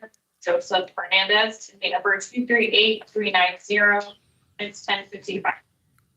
We'll take a 5-minute recess. We'll come back at 11 for the next case. 5-minute recess. Hey guys, so if you haven't done so, please do so. Hit that follow button. And for you guys that are watching on TT, I'm gonna ask you guys if you guys could do me a favor. If you guys could jump over to YT. I gotta leave. I gotta head out for a little bit, but I'm gonna go ahead and keep the stream running on YT. On TT, I can't do that because if not, they'll cut my stream. So if you go to @CollectCallFrom on YT, I got a few different streams running. Just make sure you hit the one that says Connecticut Board of Parole, if you will. Also, you could just go to my profile. It has all my social media links. And for those of you that are wondering what YT is, it's YouTube, if you will. We really appreciate you guys. So, hey, the only thing that I ask from you guys is hit that follow on TT, hit that subscribe button on YT. It's free 99. Doesn't cost you a thing, if you will. Hey, what's up, Steph? Young. Dang, Jessica writes. Yes, sir. Going over there. Thank you. I highly appreciate that. Did he get paroled? Nah, they denied him. They gave him a 3-year denial. Now I gotta head out. I gotta go pick up some groceries right now. So I told my wife I'll go ahead and do that, but I can't leave the streams running on TT. I'll get severely punished, if you will. Anyhow, hey guys, for those of you that are on TT, I'm gonna go ahead and cut it. Really appreciate you guys. Like I say around here, I am Collect Call James. You are watching. You have a Collect Call From. And what do I say around here? Life's like a candle. Once you blow it out, it's lights out.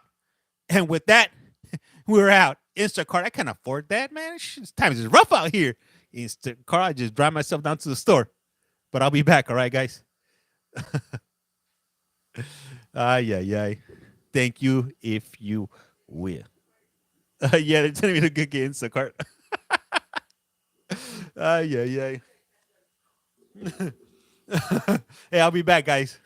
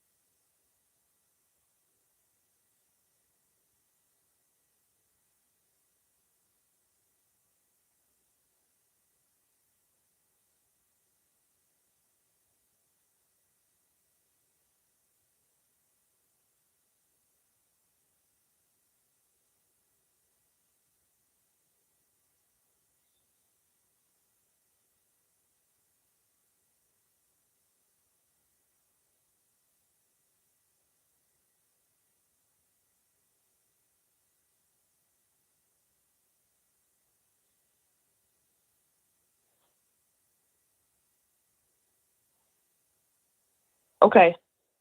Officer Wengersman, we do have Attorney Gatto connected now. Thank you very much.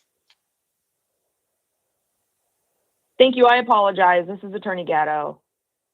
That's okay. It's no problem. We'll get started shortly.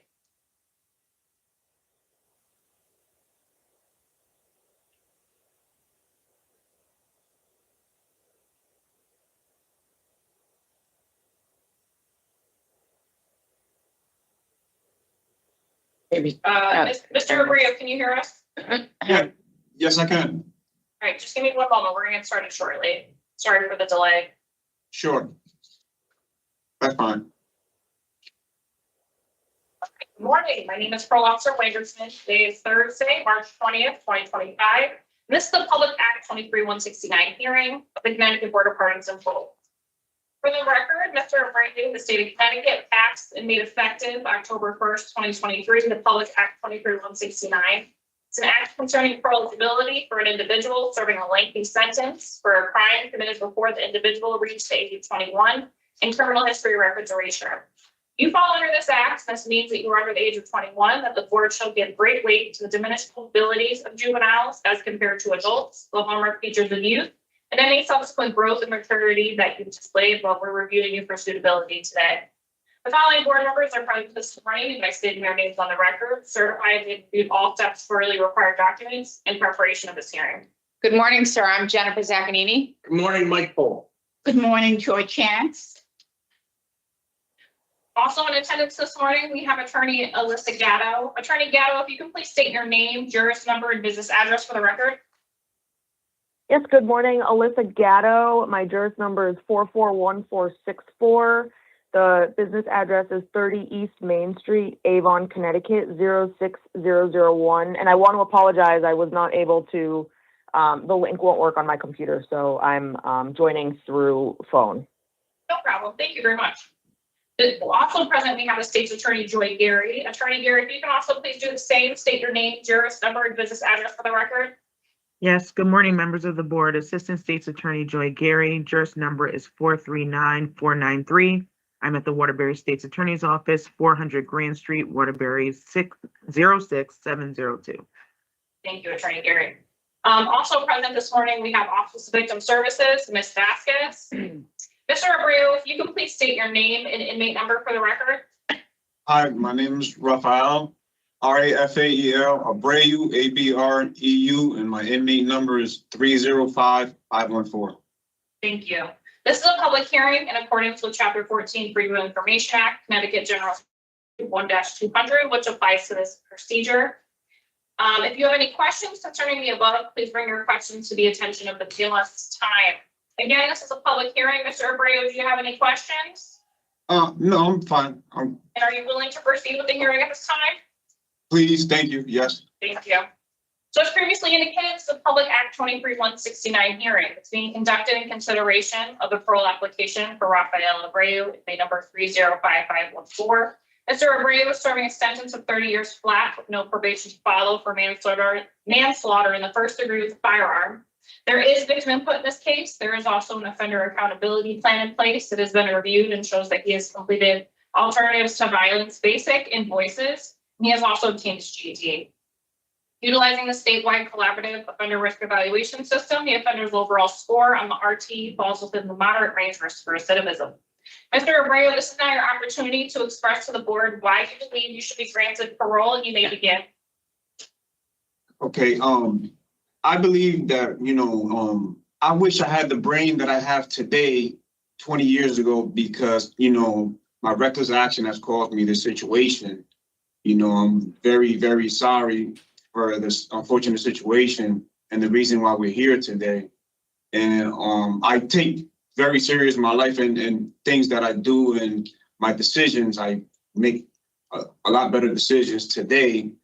And that's how I feel today. I feel that, back then my decisions weren't like how I think today, the person that I am today and, grown and more mature. And I wanted to say, I would like to start saying by how deeply sorry I am and, for the death of Mr. Martinez. I want to apologize to victim's family. I pray one day that they can forgive me for the situation, and, you know, I'm very sorry for it. And I accept full responsibility for, you know, everything that I've done, everything that's been going on. Thank you. All right. Thank you for your statement, sir. This panel has reviewed your case extensively, from your police report and court transcripts, your entire record with the Department of Correction, as well as a summary provided by our parole officer, the packet of information provided by Attorney Gatto, and the assessment by Dr. Hall. We're very well versed in your case, sir. We do have some additional questions for you. And when we're done with our questions, we'll ask the Office of Victim Services to provide input from any family members of the victim. And your attorney and the state's attorney will have the opportunity to speak as well. When all is done, we'll deliberate, discuss your case amongst ourselves, and give you our decision here today. Okay? Thank you. Okay. All right. Okay, so let's proceed. Abreu, is that how I say your name, sir? Yes. Okay, Mr. Abreu. So, I mean, this is just senseless, horrible tragedy for everyone involved, but obviously a life was lost here. I don't want to retry the case, but I do want to talk to you a little bit about what was going on. So there was a prior dispute, right, where you were jumped. Why? Can you tell us why? There was a guy when we was at the bar that he was hitting on my boy's girl that was with me, that we was there together. Okay, so that's how you got involved in the dispute prior? Yes.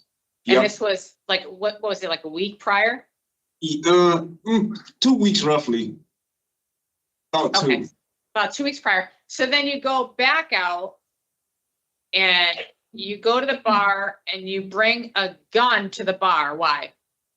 Well, the gun was in the car, and it was because the reason of how I felt after those guys had beat me up with the bottles, I felt then like how I felt that I was scared. I was like, you know, and because of how I knew because usually when the people that I used to hang out with out there, you know, you know, in the areas that I was, it was a little bit rough, and I felt like I was somewhat in danger. Okay, why go out if you think you're in danger? Then you have to bring a gun out with you. My boy, he came to get me at the house or whatever, and I thought, I was like, you know, if he's here, and, you know, I didn't want to make him waste his time at that time, and, you know, I went out with him somewhat. I could say that I felt like a little bit of pressure of, like, you know, going out with him. Okay, so all right, okay, peer pressure. So you left the gun in the car, and then you see that they're there, the victim and friends? Yes. So the prior dispute, was it the victim who hit you with the bottle? Yeah, yep. He himself, not one of his friends? Well, it was more than one person, though. Right. It was him and others, yeah. Okay. Was there a police report filed from that prior incident? No, there was not. I don't think there was. Why didn't you call the police if you were assaulted? Because I went home, and then the stigma of back then, I'm not sure about now, that, you know, if you tell on people and stuff like that, that gets you more in trouble and more danger. And I felt that, you know, if I was to do that, you know, how the code of, they say, oh, he's a snitch and stuff like that. And I don't want to put myself where my name is going to be like that. And, you know, it make the situation worse. Yeah. Okay.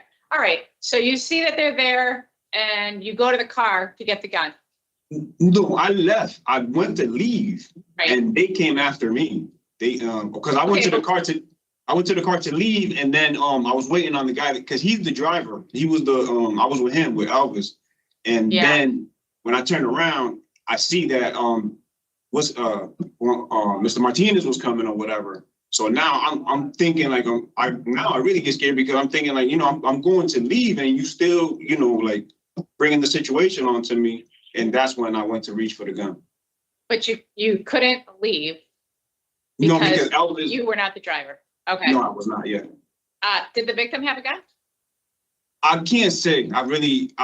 He didn't display it to me. I didn't see it at that time. Right. I can't really say. Okay. So you pull out the gun, you point it at him, and he keeps walking towards you? Yes. I fired a couple shots actually before he even got too closer. Yeah. Yeah. Well, maybe he didn't believe that you would shoot him. Okay. All right. Well, ultimately, you killed the victim, right? Yes. And then you went to jury trial. Why'd you go to trial? The offer wasn't something that, you know, I didn't What feel was the that offer? it was 50 years. 50 years. Okay. For murder. And then you were convicted of manslaughter first at 38 years. Yes. Last year, you got a sentence modification that reduced it by 8 years to 30 years, right? Yes. What was the basis of your sentence modification? Almost like how we're here today, you know, my behavior and length of sentence and everything that's been going on around, like the COVID and numerous things that were playing out during my incarceration. The behavior? Well, no, not so much behavior, but like meaning, like, you know, that I've been doing better, you know, that I've been trying to better myself and stuff like that. And I mean, I would understand length of sentence. Behavior, I could certainly not understand, or maybe COVID, although COVID's over. I mean, it's part of our everyday life. Okay. All right. But in any event, you 8 years were taken off. So now you're down to 30 years. And initially you told our officer you didn't think your sentence was fair. What were you thinking when you made that statement? so I'm glad you asked me because I was interacting with Miss Wengersman, you know, in like how we're talking right now, and then she asked me that, but it was like a blank of like meaning I wasn't thinking, we wasn't talking directly how I would think, like, because I wrote her request after that, you know, I don't know if she submitted I know, it. yeah, we saw it. And I told her, because at that point, she asked me, you know, you think if your sentence was fair? And I'm thinking that we're talking like in general, because it is like, you know, I've been in prison a little while and I've seen the sentences some guys get and stuff like that. And You were comparing your sentence to other people with manslaughter convictions? Yeah, in actual, Okay. even with murder or stuff like that. Well, murder less than 30 years? Yeah, I don't know about that.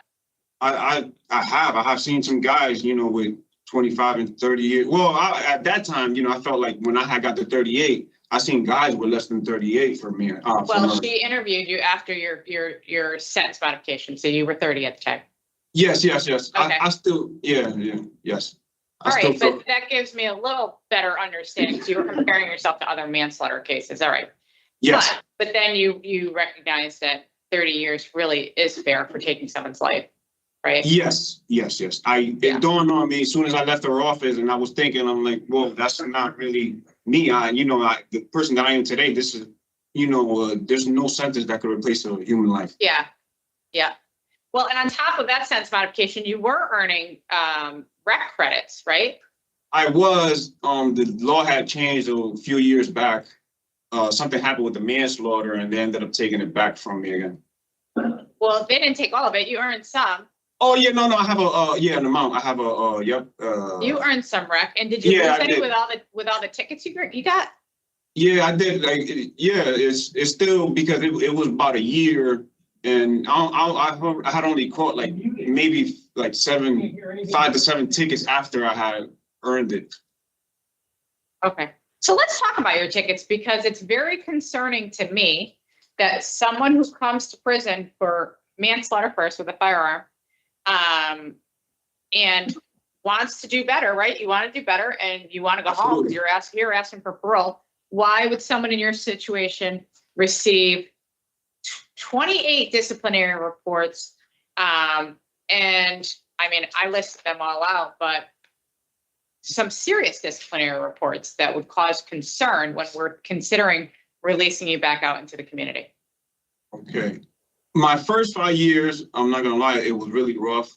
Majority of you really do a background were caught. And then through the other years, it's like the most recent one, the last one, I was talking with Miss Wengersman. It was because I didn't have the ID at the door, and the lady thought I had flicked her off, but I was just telling her to please wait a minute or whatever. So sometimes like it feels like the atmosphere, it doesn't play. I'm not downplaying the situation, just it doesn't play in our favor a little bit as prisoners and stuff like that. You know what I mean?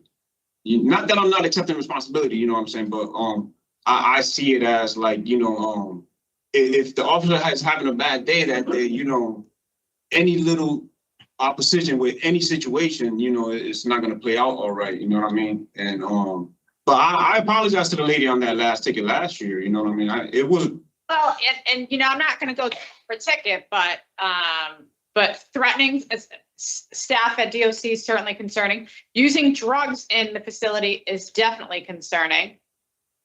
yes, Why would because you make that choice?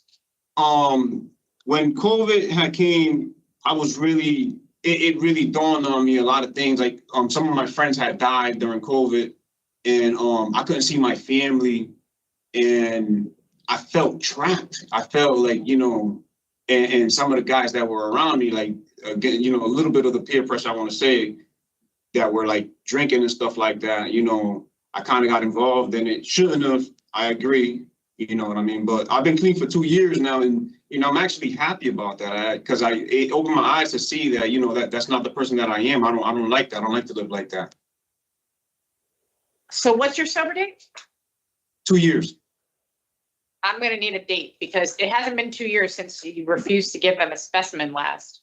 Oh, that day, I was telling Ms. Weatherday, it's because I suffer from low iron and stuff like that. So if when I'm tired, because I guess low iron causes me to be really, really tired at times. And so that day, that was actually like 2 years ago, actually, that ticket. It wasn't. It was a year and a half. A year and a half, yeah. And Yeah. So you know, they were searching the cell and stuff like that, and I felt like, you know, it was one of the moments where and I was tired though. I was actually having one of them situations where I was feeling tired or whatever. So long story short, they ended up taking me to SEG or whatever because he thought that I was intoxicated and stuff like that. And you know, it played out bad because I was my mood swing at that time because of how I was feeling about my medical situation, you know, and that's what happened with that situation. Why didn't you just give a urine sample?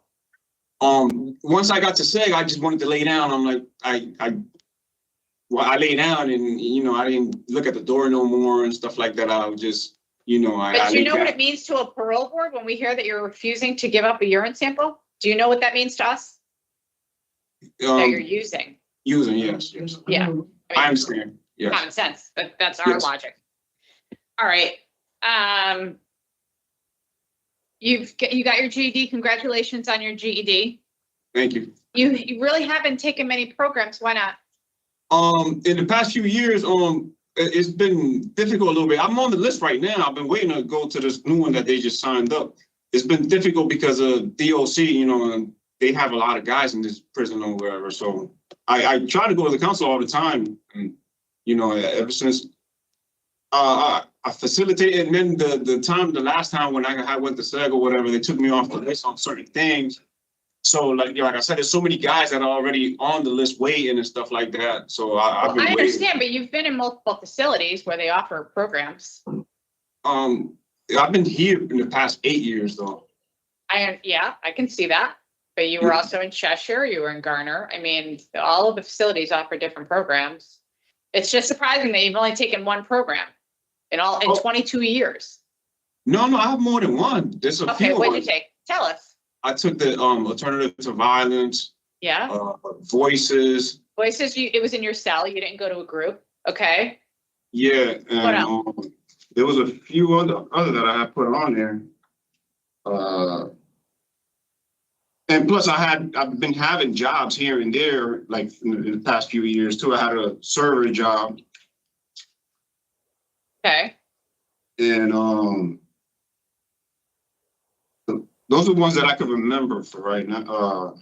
Yeah. Well, I mean, we have your records. The AVP, Yeah, you mentioned that already. Alternatives to violence. Oh, and then my religious service. My religious service that I was going to the church here, the chaplain's discussion, and a few other ones that when I go to those church services, and usually we get certificates through that too. And I facilitated I don't know. when I was I don't know that I consider church services program. It's good for you. That's great, you know, but go ahead. when I was in Garner, I facilitated for 2 years over there, and after I got my GED, it was more of like the timing of how like, you know, once I was doing my schoolwork and stuff like that, and I was getting more involved, and I was like there mentally and stuff, and then You got your GED 17 years ago. yeah, and those were the years where I facilitated a couple years after. Facilitated what? The for other kids to get their GED, other guys to get their GED. Oh, I see. You were tutoring? Tutoring, yes. Yeah. Okay. Understood. All right, tell us about the jobs that you've held. I've had the server job, the last job I had here. And, How long did you do that for? I did that for 4 years. Wait a minute. Are you doing it now? Are you still working now? No, right now I haven't. No. Why? In the past 2 years, I haven't had a job because I've been waiting on the list. That's what I was Why were telling you. you removed from your last job? Was it because of a ticket? Yeah, because of the ticket. Right. Yep, those tickets will definitely halt your progress quick. Yes. And I see that you were chairman a couple times, right? Yes, yeah. All right, we got letters of support from your family members as well. It's a tough one. Really is. And you weren't even from Connecticut, right? You were visiting Connecticut at the time of your offense? Yes. Is that right? Yes. Where were you living? I was living in Alaska. Yeah. Anchorage, Alaska. And how long had you been in Connecticut? I had been in Connecticut roughly 3 months. And 3 to 4 months. when were you planning to go back to Alaska? I was leaving that week, actually. I believe I had a plane ticket. Wow. All right. Okay. Well, thank you for speaking with me. I'm going to see what my colleagues have. Ms. Chance, I'll turn it over to you. Thank you. So, Mr. Abreu, part of what you said is that your substance abuse score is pretty high. Yes. And you have not addressed that part. The score, I'm sorry, I didn't get that last part. The substance abuse score is a 4. Oh, the substance abuse. I was going to AA and like I was telling the lady, Miss Jennifer, that I got removed for the ticket, my last ticket. I was going to AA, and I also facilitated on there too. That's how they call it on there.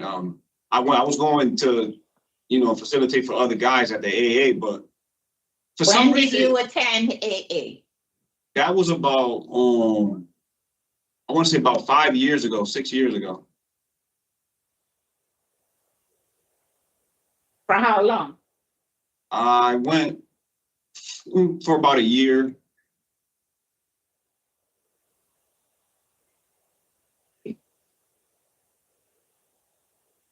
And so you said you used to go, but if you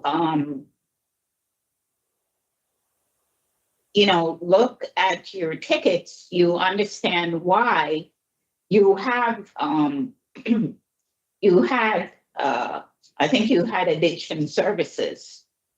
Yeah, yes, I did, and that was pretty much because I only used to really drink. I never used drugs like that, so that's the one that I was always signing up for.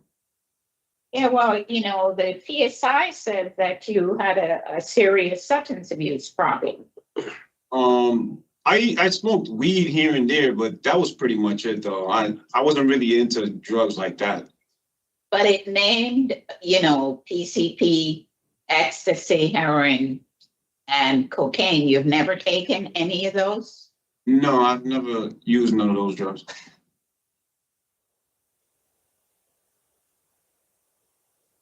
Do you think you have a problem with anger, Mr. Abreu? I know you indicated that there were instances when you were angry. I did. I work on it very, very hard today. Have you worked on it? I always, before I react, I always think, and I keep to myself, like in the sense of, how is that gonna bring me to like exactly how I'm in jail and my actions.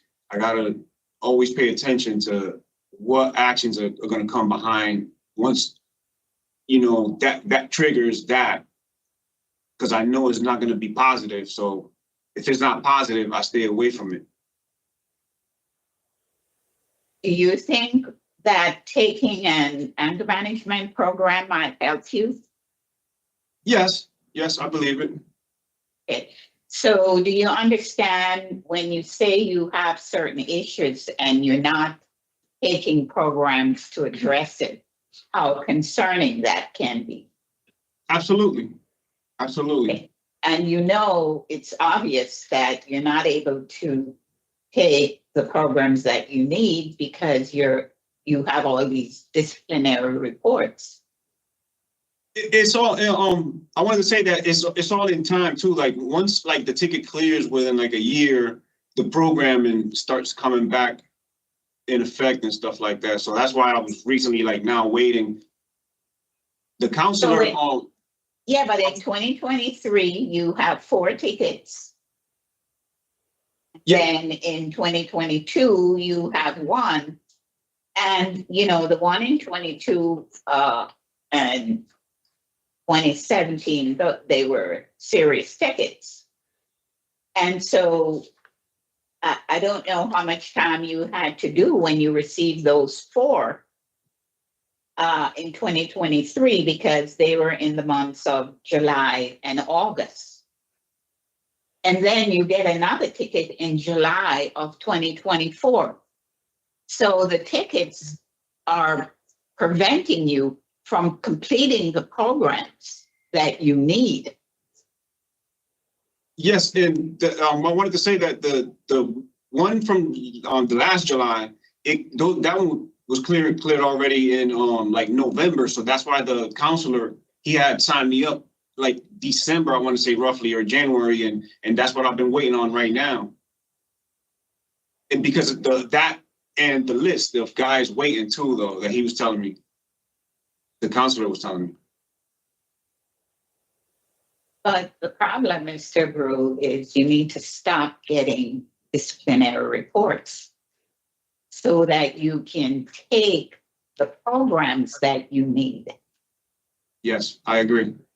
And in your opening comments, you know, you said you wish you had the brains that you have today and you wish you had it 20 years ago.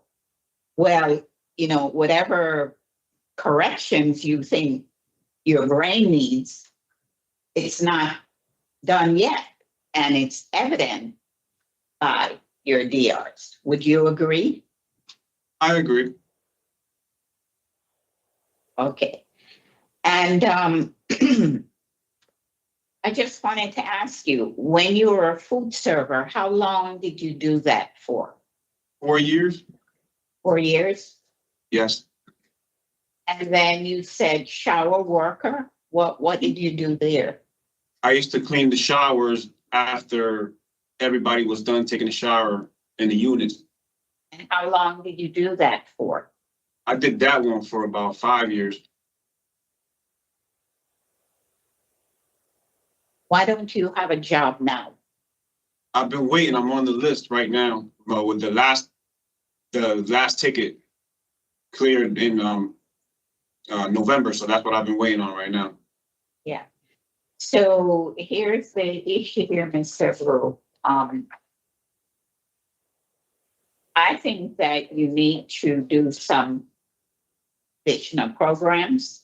And when I read your relapse prevention plan, it says that you're going to obtain your driver's license. Yes. But for someone who has served the amount of time that you have, you need to have a whole slew of other things that you're going to do in preparation for when you go back in the community. And I didn't see a relapse prevention plan that would say how you're gonna stay sober. Well, I've been told that usually when you get on parole, they facilitate stuff like that. They tell you, you know, okay, because I do want to go. I would like to go to the Alcoholics Anonymous and stuff like that, and anything that has to do with that. And they give you a plan and places to go to and stuff like that. Well, Mr. Abreu, part of what you should be presenting to us today should include the relapse prevention plan and a release plan so that we know whether you're suitable to go back in the community. And so you're asking to make a difficult decision when you haven't addressed all of your needs that you need to address and to show that you're suitable, and you haven't demonstrated that you're suitable today. I mean, I want to say that because, okay, I understand the ticket things look bad, but, you know, I feel that for me personally, that I've been doing better because none of them has been anything with violent stuff. You know what I mean? And that's really what I work on. Like I was telling you, I like to work on my anger because I know I suffer from that. I got problems with that. And as long as I have that in control, I've been working a lot better. I've walked away from a lot of things that I know that, you know, outcomes could have been really bad, like, you know, my situation. And, you know, that's what I'm happy about. Right. And your last threatening ticket, was that in July of 2023? 2024. Okay, so do you agree that you need to do some more work on yourself? Okay. Yes. All right. Well, thank you for answering my questions and sharing with me. Thank you, Ms. Chance. Mr. Paul. Okay, so this time I'm going to ask the Office of Victim Services to facilitate input from the victim's family members. Ms. Vasquez, thank you for joining us. Thank you, Madam Chair. Good morning, Madam Chair and board members. Had the opportunity to speak with the sister of the victim, and she has asked me to read this letter on her behalf. It reads like this. Good morning, board members. I am writing to you today in opposition for the potential release of Rafael Abreu, who has been incarcerated for the tragic killing of my brother, Carlos Martinez. The pain and loss we have endured as a family are immeasurable, and I firmly believe that releasing this individual would be a disservice to both justice and society.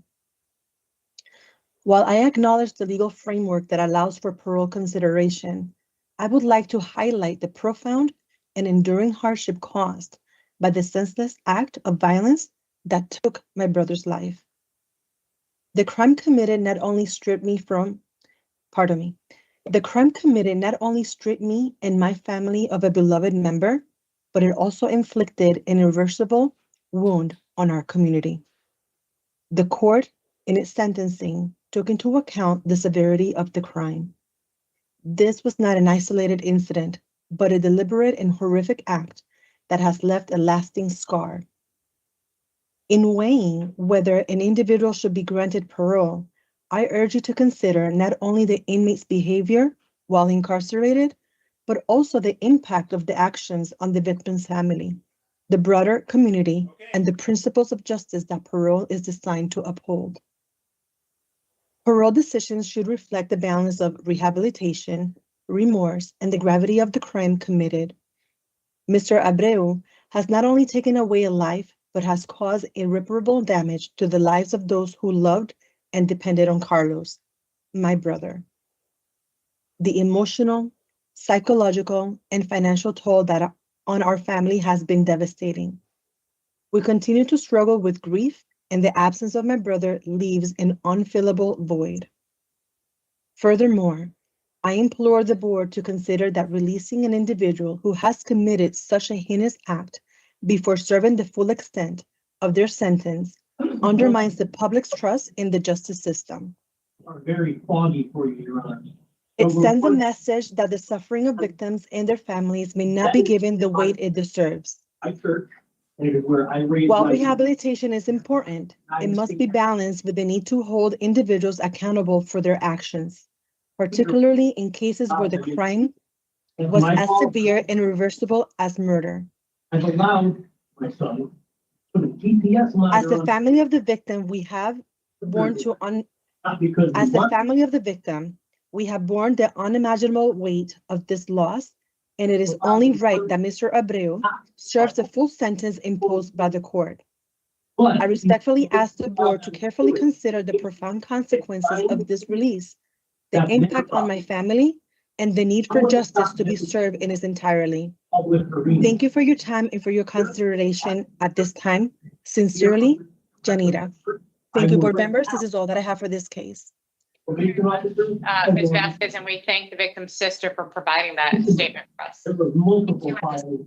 If the attorney will you please make a statement.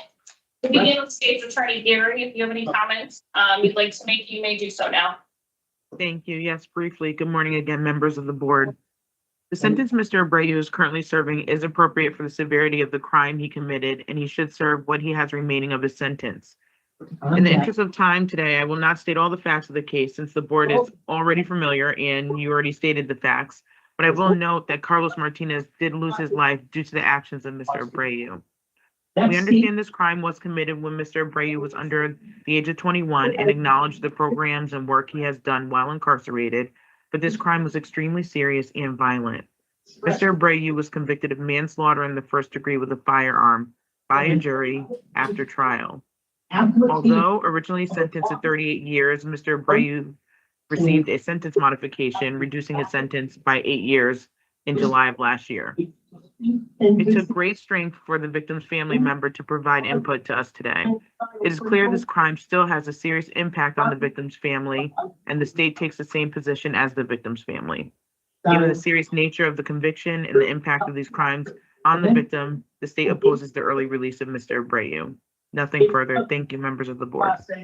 Not Thank caring you, about Attorney. Attorney Gatto, if you have any remarks you'd like to make, you may do so now. How many prosecutors are assigned? Thank you. I'd like to thank the board members for taking the time to be present this morning and letting me, along with Mr. Abreu, make a statement. There's no denying that Mr. Abreu created one of the most terrible tragedies and caused so much pain. It's even more tragic to have happened to a 20-year-old young man. As a 20-year-old with an underdeveloped brain, Mr. Abreu lived a life of crime and violence. He was angry, lived a life based on impulses, emotions, and without considering consequences for his actions. Since that horrific time, Mr. Abreu has been forced to face the reality of what he's done. He's taken a couple DOC courses and furthered his education to develop skills that assure nothing like this will ever happen again. He no longer has that mental instability or juvenile mindset. I'll acknowledge that he did receive a substantial sentence modification a few years ago, which was talked about. However, the sentence modification won't help guide him on the outside the way that parole will. He spent more than half of his life behind bars, and he needs the guidance and resources that parole offers to support his transition. It's clear that the statement he made, from the statement he made, that he's truly remorseful for his behaviors and has changed.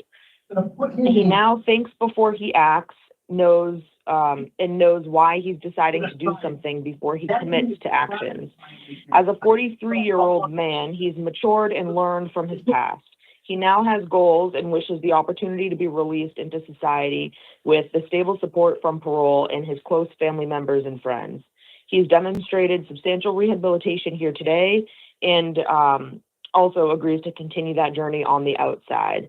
We respectfully request that the board grant parole for Mr. Abreu because he has a lot to offer, whether he remains in Connecticut or is deported. Thank you. Okay, thank you very much for those statements. Mr. Abreu, at this time, the panel is going to discuss your case. We're going to deliberate, and we will come back to you shortly with our decision, okay? Thank you. Okay, so This 23-169 Public Act was created to reconsider juvenile sentences. And we're supposed to consider the diminished culpability of youthful offenders as opposed to adults. One of the main factors that we're tasked with considering, as set by the Public Act, is whether or not the offender Allow that without. is engaged in substantial rehabilitation. This parole board measures that by looking at programming, education, employment in the facilities, and probably most importantly, behavior, disciplinary reports.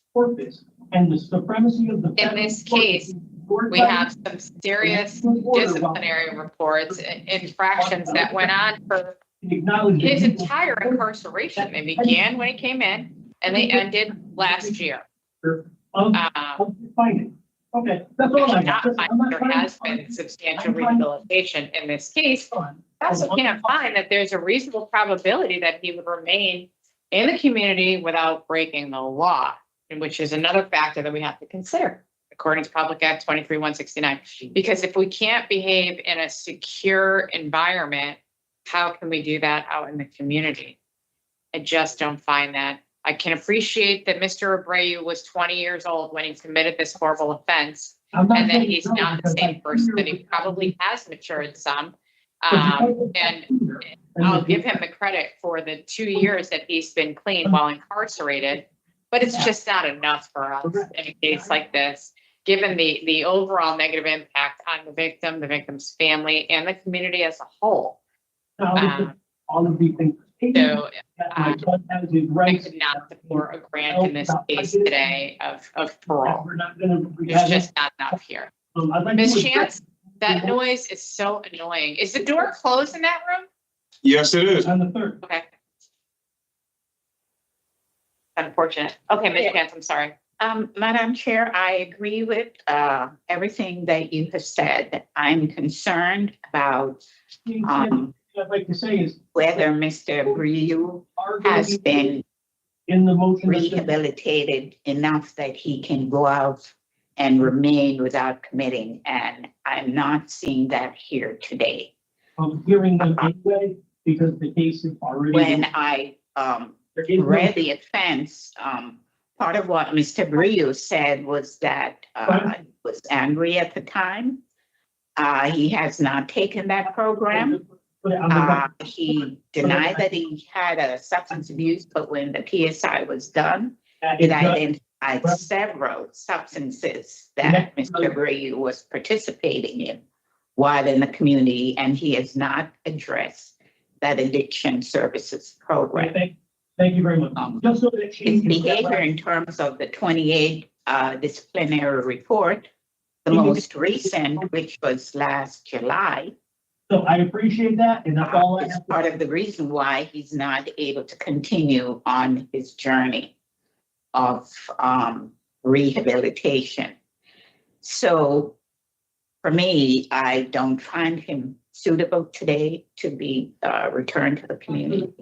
That is not true. That is not. Denied today. Okay, thank you. Mr. Paul.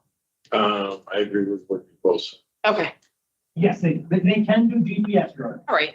And he did receive 8 years off his sentence last year and a sentence modification. I'm assuming that's due to the length of sentence. It can't possibly be due to his behavior unless the court wasn't aware of disciplinary report, which I find hard to believe. So, okay. Reasons for denial. Nature and injury. Inadequate evidence. And in that, yeah. Or institutional adjustment. Yeah. Okay, and we're not interested in a read here in this case? Okay. All right, in the matter of Rafael Abreu, MA number 305514, I'll make a motion to deny parole for the following reasons: the nature and circumstance of the incident offense, the injury and impact to the victim and the victim's family, poor institutional adjustment as evidenced by the disciplinary reports, and inadequate evidence of offender change. Right. Is there a second? All in favor? Aye. Aye. Okay, sir, we couldn't grant you parole today. We hope that you'll continue on your journey, and we wish you the best. Thank you, everyone, for your participation. What you're saying? This concludes the Public Act 23-169 hearing for Rafael Abreu, inmate number 305514, and it is 12:07.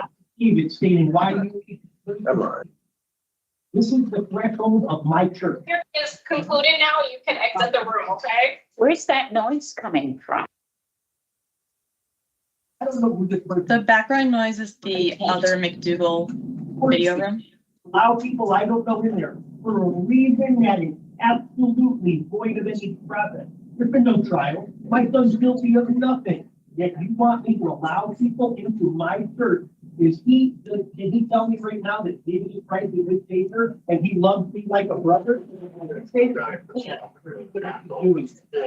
Unfortunately, Your Honor, if this is where we go, this is where I draw a line and say, it is not happening.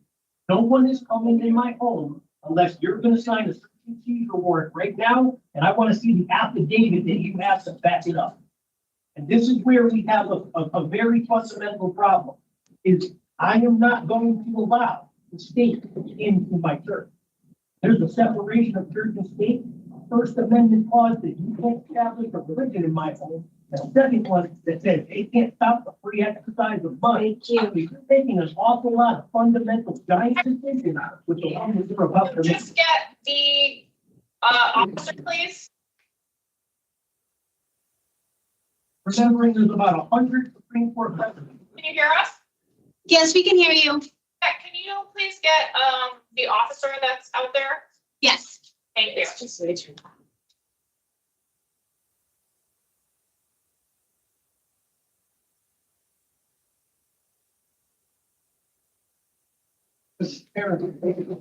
They need you.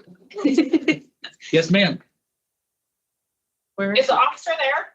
Yes. Okay, sorry, we can't see. It's only fixated on one person. I imagine there's another hearing taking place in a room like right next door from where we are. Yeah. So unfortunately, we are hearing every single thing that is being said in the other room, and we are live streaming right now to the public. It's a little disruptive with us trying to do our hearing, and like I said, it's being live streamed, and I don't know. Yeah. if that's I'll see what I can do. I'll see if I can get them to tone it down. Yeah. All right. Thank you. I appreciate You're it. welcome.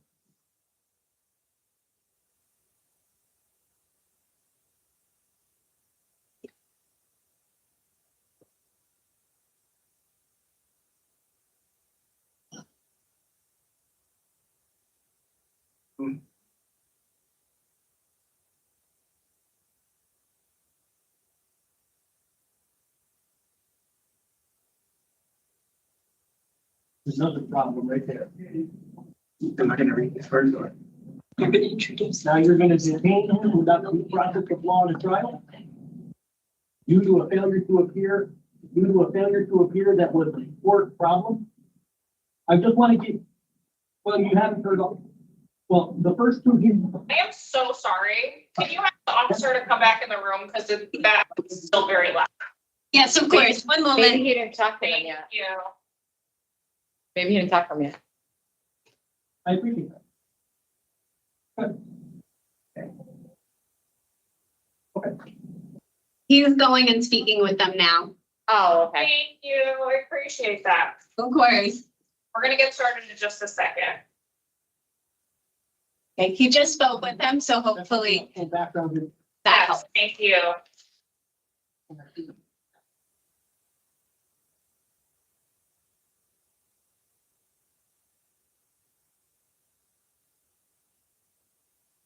right, good afternoon. My name is Parole Officer Wengerson. Today is Thursday, March 20th, 2025. And this is the Public Act 23-169 hearing of the Connecticut Board of Pardons and Paroles. For the record, Mr. Gudino, the state of Connecticut passed and made effective October 1st of 2023, the Public Act 23-169. It's an act concerning parole eligibility for an individual serving a lengthy sentence for a crime committed before the individual reached the age of 21 and criminal history records erasure. You fall under this act, and this means that you were under the age of 21, that the board shall give great weight to the diminished culpabilities of juveniles as compared to adults, the hallmark features of youth, and any subsequent maturity that you displayed while we're reviewing you for suitability today. The following board members are present this afternoon: By stating their names on the record, certifying they've done all statutorily required documents in preparation of this hearing. Good afternoon. I'm Jennifer Zaccanini. Good afternoon, Mike Pohl. Good afternoon, Joy Chance. Also in attendance this afternoon, we have Samantha Pernal. If you could please state your name, juris number, and business address for the record. Yes, one moment. My name is Samantha Purnell. I work with Kirschbaum Law Group at 935 Main Street, Level A in Manchester, Connecticut. And my juris number is, I apologize, 443922. Thank you. Also present this afternoon, we have State's Attorney Michael Nemec. Attorney Nemec, can you also please state your name, juris number, and business address for the record? Yes, ma'am. Thank you very much, Michael Nemec. I work at 123 Hoyt Street in Stamford, Connecticut. My juris number is, I had to look it up too, 434112. Thank you very much. Also present this afternoon, we have Office of Victim Services, Ms. Vasquez. Mr. Gudino, can you please state your name and inmate number for the record? Joaquin Gudino, 234706. Thank you. This is a public hearing in accordance with Chapter 14 Freedom of Information Act, Connecticut General Statute 1-200, which applies to this procedure. Mr. Gudino, if you have any questions concerning the above, please bring your questions to the attention of the panel at this time. Again, this is a public hearing. Mr. Gudino, do you have any questions? No. And are you willing to proceed with the hearing at this time? Yes. Thank you. So as mentioned, this is a Public Act 23-169 hearing. It's being conducted today in consideration of the parole application for Joaquin Gudino, inmate number 234706. Mr. Gudino is serving a sentence of 45 years flat with no probation to follow for murder, along with sale of a controlled substance, 3 counts of failure to appear, larceny in the first, and a violation of probation with an underlying offense of sale of hallucinogen narcotics. There is victim input in this case. There's also a offender accountability plan in place that has been reviewed and shows he's completed programming such as therapy, health and wellness, voices, domestic violence, tier 2, and anger management. Utilizing the statewide collaborative offender risk evaluation system, the offender's overall score on the RT falls within the high range risk for recidivism. Mr. Gudino, at this time, this is now your opportunity to express to the board why you believe you should be granted parole, and you may begin. Thank you. Good day, ladies and gentlemen. First and foremost, I would like to thank God for this day. I also want to thank the parole board for giving me the opportunity to probably express and give a remorse to the family of the late Mr. Antonio Santinella. To the Santinella family, to his mother, father, and everyone who loves him, I'm sorry for not having the courage to apologize the first time I seen you. So I would like to apologize now. I'm sorry for causing you so much pain and hurt and grief. I think about what I did every day and pray to God that Mr. Antonio Santinella Jr.'s family is doing well and in the best of health. I'll never stop thinking about the Santinella family, and I'll never stop saying sorry. I pray to God at least 10 times a day and ask God to bless his family, the Santinella family. I'm sorry to everyone I hurt. Thank you. To the parole board, I take full responsibility for what I did, and I am sorry to everyone I hurt. I was young, reckless, and didn't have a clue about life, made all the wrong decisions. And now because of the choices I made, I will forever bear the burden of not only knowing of how I devastated and ruined so many people's lives with one bad decision, but I will almost certainly be forever judged for that decision, the absolute worst decision that I've ever made. I am here today to tell you I am not that young 19-year-old kid anymore. I've changed mentally, emotionally, and spiritually. I am now 47 years old and been incarcerated for almost 29 years. And I've worked to make the necessary change to transform myself into a better, wiser, and more morally sound individual. First and foremost, I found religion. I'm a devoted Protestant. I believe in God with my whole heart. I also got help with my mental health. That helped me so much. I learned so much about myself talking to them. I also went to vocational education and completed commercial cleaning. I also did programs, anger management, where I learned how to control my anger by talking it out or to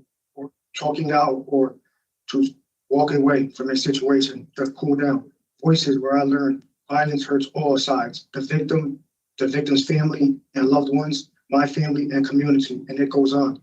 Tier 2, where I learned about all types of drugs and alcohol, the effect it has on your mind, what it does to your brain, depression, anxiety, paranoia, and it goes on. It destroys families and communities. Domestic violence courses provided me with the necessary information I need to identify an unhealthy relationship. I also had jobs as a chairman, AP room, hallway, kitchen, and painter. I also talked to younger guys in here about life and how important it is to make the right choices in life. Anytime someone wants to talk, I'll find the time. All of these programs help me to grow and mature and improve my thinking and my thinking process, develop skills and good and positive work ethic, and the know-how to incorporate good decision making. I'm asking this parole board to give me a second chance at life as an adult. I know what I did was wrong, and I am sorry for what I did. I think about Mr. Antonio Santinella Jr.'s family every day and pray to God that they're okay. I've been incarcerated since I was 19. I am now 47, and I learned so much. I learned how to love myself, love my family, and care about others. I learned about drugs, alcohol, anger, violence, and gun violence, religion, things I didn't care about or know about at 19. I have a family that loves me and will support me in any way they can. My plans are to go live with my cousin in Hamden, Connecticut. He also has a job for me doing painting.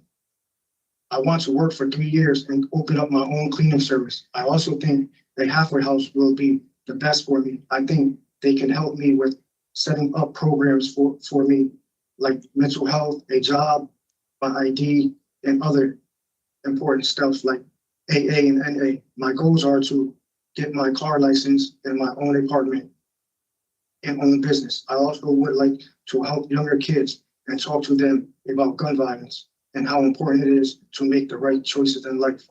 In closing, I would again like to say sorry to the Santinella family and everyone I hurt by doing what I did.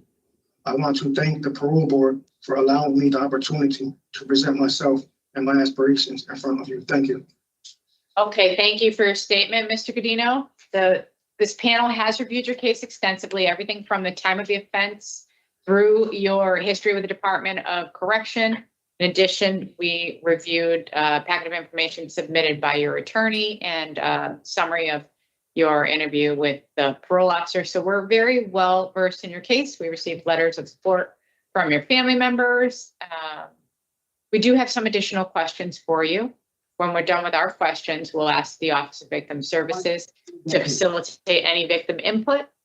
And then your attorney and the state's attorney will have the opportunity to speak before we discuss your case and deliberate amongst ourselves, and we'll give you our decision here today. Okay? Yes. Okay, we'll begin with my colleague, Ms. Chance. Yeah. Thank you, Madam Chair. So, Mr. Gudino, I'm not here to try your case, but I would like to go back and just address some questions as it relates to, what you have said today and what you said to the parole officer and what we read in the police report. So my understanding is that you went to the park, there was some argument, you flashed your firearm and threatened others, but that friends of yours convinced you to get back in the car and leave. Why did you decide to return? Because I was angry, I was under the influence, and I was dealing with so much anger. I went right around the block and came right back within like 5 minutes. Okay. And then what happened? You came back, you went up to the victim and just shot him. Yep. But then what did you do after? I ended up leaving and going to a different country. Why did you choose to do that? I was scared. And when you returned and you arrived back, what happened? I got arrested at JFK Airport. And you acknowledge that you did the shooting? I acknowledge, I take full responsibility for it. They made it a non-judicial thing, then they sent. Now, This that time you were on probation, Yeah, right? yes, So you knew you were on probation, you weren't supposed to have a gun. And what was going on? I was just lost. I was always drinking, smoking, dust. Didn't care about life, period. I didn't care about my life or anyone else's life at that time. Okay, so let's talk about the time that you've been incarcerated. So I know that you mentioned several programs. I know you took anger management in 2024, and you took the Tier 2 program in 2024. Yes, And prior to 2024, the last time you took the program was in 2020. yes, yeah, And then prior to that was the domestic violence in 2022. domestic violence in 2023. Okay. Oh, I had 2022, so maybe I'm off there. So the concerning part for me is you have received 38 disciplinary reports. Yes. Can you explain that? And I'm looking at the period over which you have received all those. And it goes all the way back to 1998, right up to June of 2023. Yeah. In the beginning, I just caught tickets because I was scared. I was 19 around Mend. I was 35, 40. Came in 1996. It was a whole different system. Most of my tickets, I ended up going to SEC for refusing housing because I didn't want to live with somebody that was either older than me or felt like they could do something to me. And I don't got that many violence tickets. As far as violent tickets, I have smoking marijuana tickets. That's about it. Refusing housing and smoking marijuana tickets. And probably 2 fights, I think it was.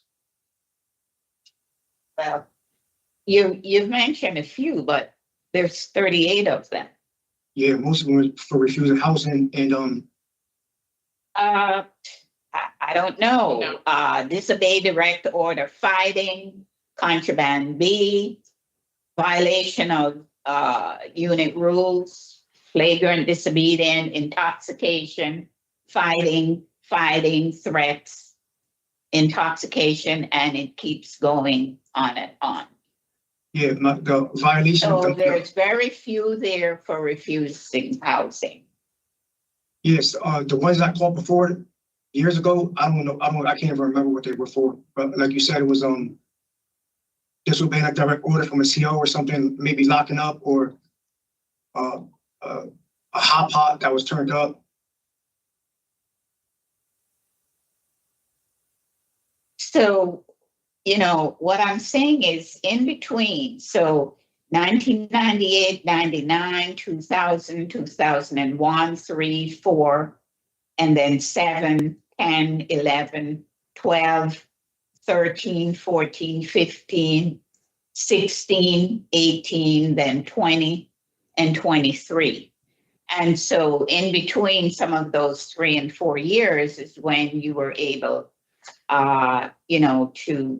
to take some programs. And I certainly appreciate the fact that you did and that you shared what you have learned from them. So you also had job assignments over the period. How long were you a tierman? I was a tierman for a couple of years at a time. I had a tierman job maybe 10, 11 different times, a tierman job, and probably 2 years at a time, 2 or 3 years at a time. What about were you a hallway monitor? Yeah, no, hallway worker. I did the floors. Worker. Yeah, I had that for 3 years. And what about a kitchen worker? Kitchen, I worked in the kitchen probably 3 different times. I just had a job in the kitchen just now. But the first time I worked for 2 years and then I ended up getting sent to Virginia. And then the second time I ended up working probably 18 months. And then this time I ended up working 7 months. They also observed that you were a painter and you received your commercial cleaning certificate. Yeah, I was working up in cabinet making and carpentry and doing painting up there in Vogue. And then I ended up getting commercial cleaning certificate. I ended up graduating for 2 years commercial cleaning. So the part that is concerning Mr. Gudino is that in between your disciplinary reports is when you get to do a program. And then when you complete the program, then you get disciplinary reports again. And then you have to wait. Then you do a program. And then you get disciplinary reports right after. Yeah, the programs, I couldn't do programs. I had too much time. They kept sending me a paper saying they cater to the guys that have 2 or 3 years. They're not going to give a person that got 45 I years. understand that, but you did tier 2 in anger management last year. Yeah, because I'm on the parole. I'm on the parole. I'm on the now. My name is popping up for parole. That's the only reason I got that. Domestic violence, anger management, tier 2. I only got that because just now. All the motions filed. One of the things that I read that you stated was that all the programs and the jobs that you've done and have had have helped you to mature and improve your thinking process and, develop good work ethics, but also, more importantly, how to make good decisions. Yes. But it's a bit contradictory for me because while you're saying that you're able to make good decisions, in between, you're getting the DRs to take away from the programs that you have done. Oh, I haven't. I just did these programs within the last 2 years, and I just got assaulted a couple of months ago and didn't fight back or didn't. Before this, I had no hope at all as far as going to parole or anything like this. I'm not gonna stay here and lie to you, and I had no hope at all. So until I got this juvenile parole, yes, I was doing programs here and there or trying to get programs and doing vocab, but it would always come in my mind, not going home until 67 years old. But when I started taking these programs now is when I started realizing people would start telling me and I started taking these programs seriously. But then you start taking them seriously, but you just continued on your journeys to take away from the programs that you have done. No, I haven't caught a ticket since I've done these programs.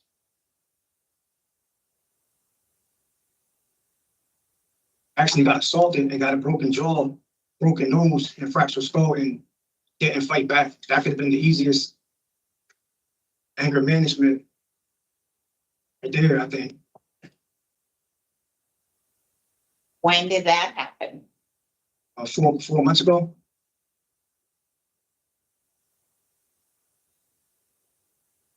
You applied what you learned last year. Yes, and not just that, but I've changed dramatically as far as the program wise. I try to help other people in here as far as talking to them about making the right choices, about gun violence. I didn't take any of this serious until 5 years. Even my mental health, when I started going to mental health, people would always talk reckless and say stuff, but I ended up seeing and going to talk to mental health anyway, because I started caring about myself and wanting to be doing better for myself and my family. Yeah, Mr. Gudino, just so that you could have a better understanding of, where I'm at. When I look at the programs that you have done, it's supposed to, improve on your behavior, improve on your thinking, give you better decision-making skills, develop good work ethics, all of which you will need. But in I agree. between all of that, there's this other behavior. And it's one that I'm trying to understand. Your intox ticket for marijuana and Suboxone. No, just, it was marijuana. The other thing must have been mixed in there, but I don't do the other, the Suboxone. I just do marijuana, that's it. And I stopped that for the last 2 years. And the ticket wise, I haven't caught tickets since I've done any of these programs. Like, you're stressing that. I understand that. And I agree with you 1,000%. I'm not disagreeing with you on that. Like, I haven't caught a ticket since I've done any of these programs. Well, you haven't gotten any tickets since you did anger management and tier 2. No, I haven't. So those were the only 2, but the others, the refusing to give a specimen, and for us, you know what that means. And yes, and I told him, like, in the ticket, I told him that my urine was gonna be dirty for marijuana. I actually told him that. I told him that, and he said he can't do anything about that. That I'm just gonna have to take a ticket for refusing a urine, which I accepted. I told him ahead of time that it was gonna be dirty for marijuana. Right. Okay. So you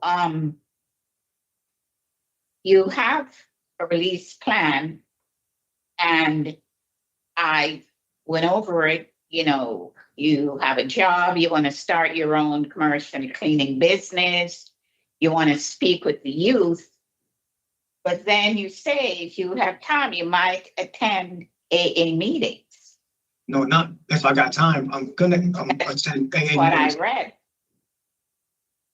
Where'd you read that at? It said if you have time, you might attend AA meetings, and you said you won't use drugs, you have family support, and that you're gonna, obtain a medical marijuana card because it's now legal, and, you have a right to do that. And then you say you want to work and get your own car and your own apartment.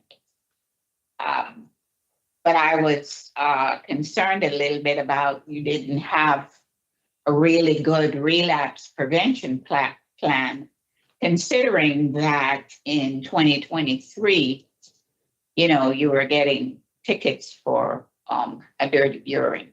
Yeah, I go to AA every Monday and Tuesday for the last almost year and a half, and I haven't smoked at all. They gave me urine for the last 3 times within the last 7 months, twice already.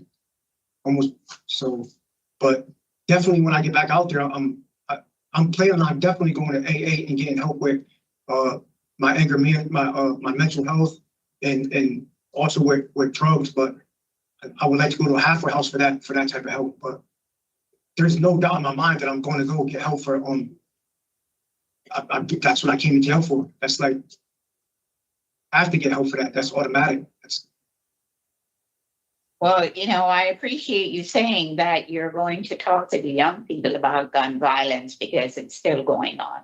Yes, I know that. And I know I can make a difference out there. I know that for a fact. I'm not trying to be overconfident, but I talk to them here right now all the time, every day. They come up to me, they always want to talk to me about that. And I always find time to do that.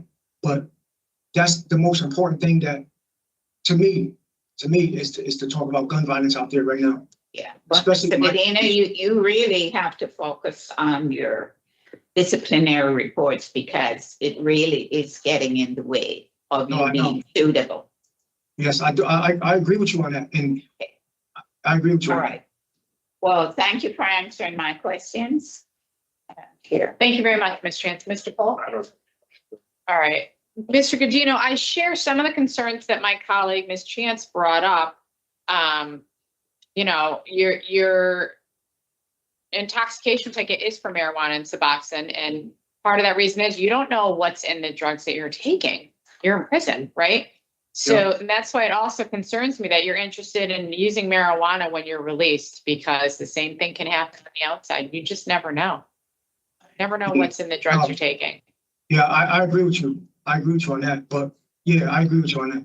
And I've read studies as far as mental health wise, and I got PTSD, and most of the time I can't sleep. So I just figured Well, I understand, but you see a doctor for that, and there's other types of medication that you can use without turning to drugs. Because we see it all the time. People get addicted to whatever drug they're taking, and then they turn to the streets to get more of it, and you don't know what you're getting. You see people dying from fentanyl, in different types of drugs every day. So I'm happy to hear that you agree that you need to work on your behaviors. There's clearly more work to be done. We recognize that you were 18, almost 19 when you committed this offense. And we look for the growth and maturity, and the only way we can measure that is by your behavior in the facility. You understand? Yes, I do understand that. So hopefully now that you're in a different area where you say you can get involved in more programs, hopefully you can do that. Are you still attempting to educate yourself? I know you've had some difficulty. Yeah, I'm going to voc ed right now. I'm on the barbershop list and the culinary arts also. Okay, good. So now you know that there is some hope, right? Yeah. But the parole board has to be absolutely certain that you will not go out there and reoffend in any way, and we wouldn't be risking any type of community safety. All right. So at this point, I'm going to ask the Office of Victim Services to facilitate input from the victim's family. Ms. Vasquez, thank you for joining us. Good afternoon, Madam Chair and board members. Thank you. We have several victims who are logged on to this Teams meeting, and all of them wish to address the board. This will be your opportunity to express to the board your wishes and concerns. You may unmute your microphone, turn on your camera if you wish to do so, and you may begin. And first we will have Kim. She will be reading 2 statements from the parents of the victim. Hi, my name is Kim Santiella. I am the sister of Antonio Santiella Jr. I am going to read a letter that my parents provided for me, and then I'll talk for myself as well.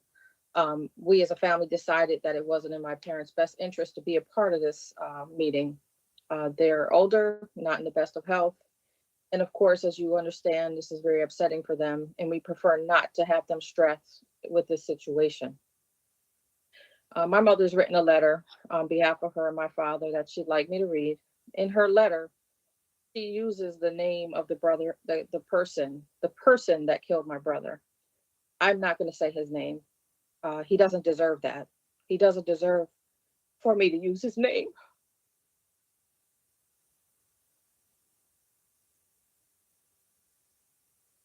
I want my brother's name to be heard. I want Tony to be the most important part of this meeting. This is my parents' letter to the parole board.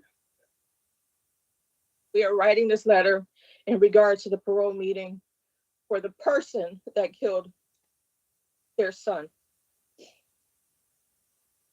Their names are Antonio Santiella Sr. and Deborah Santiella. Our son's name is Antonio Santiella Jr. Tony Jr. was our firstborn child. He had a younger sister, Kim, and a younger brother, Rick. He had always looked over them. He was a great big brother, and Kim and Rick always looked up to their brother for guidance. They were devastated when they lost their big brother. To this day, we all have our bad days and our good days concerning our Tony. Tony Jr. was a very good, very proud uncle to his nephews and so excited to be an uncle. Tony Jr. had a wife and also 2 children. Lisa, Tony Jr.'s wife, Tony and Lisa had a loving relationship with their 2 little ones, Tony III and Brianna. Tony III was 5 years old, but he does remember certain things about his dad. Like the time they were having a backyard cookout and our Tony Jr. was roasting a pig for the cookout, and Tony III helped his dad with it. But for our Brianna, she was a baby, only 5 months old, and has no memories of her dad. She was only 5 months and didn't even get the chance to know her dad. What a shame. Tony Jr. was a very hard worker and was always there when he was needed to work extra hours so that he could support his family. Tony worked at the Maritime Center in Norwalk, Connecticut as a chef. Everyone loved him there. He also worked there catering parties for big events. He really enjoyed his job. We as Tony's family strongly disagree for that person to be released on an early parole. We believe that he should serve the full sentence of 45 years that was ordered by the judge at the end of his sentencing. The judge also stated to him that he was not going to serve even 1 day less than the 45 years. Let us ask why he should be released. It's just not right, and it's not fair that he be released on early parole so that he gets to spend time with his family.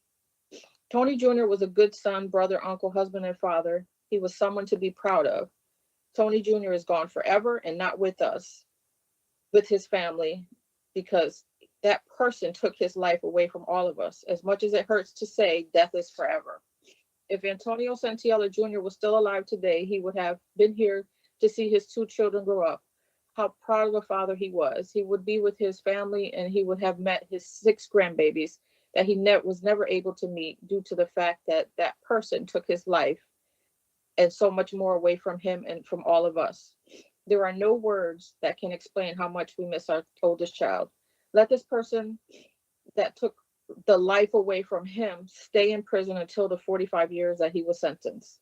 We, as Antonio Santiago Jr.'s parents, want to say, make him serve the remaining 16 years of which he is sentenced to.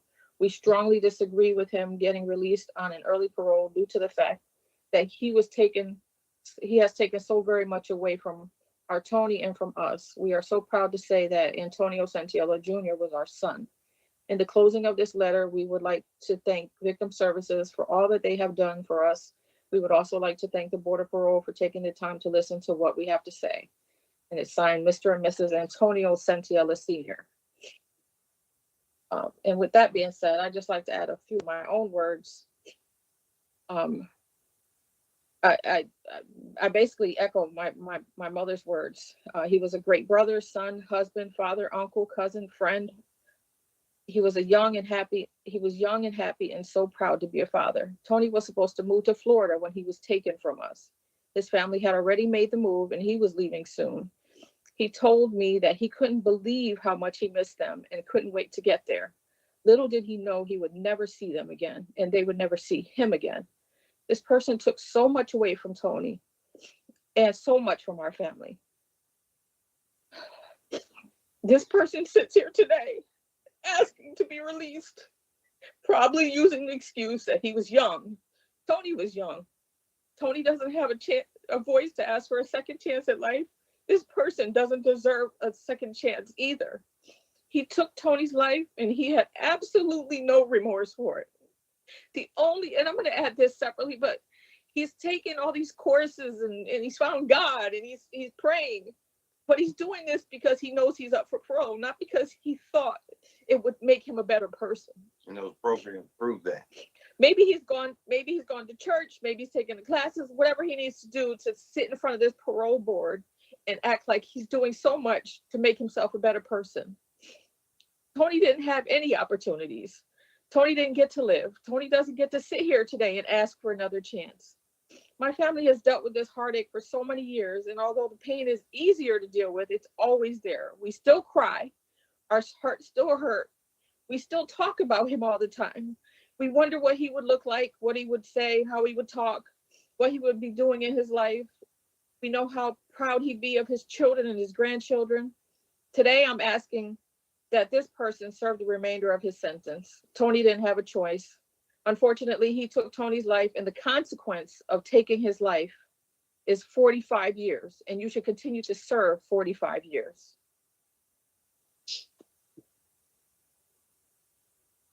I believe my brother might want to say something. I'm not sure. He doesn't have anything to say. Thank you, Kim. At this point, I would ask for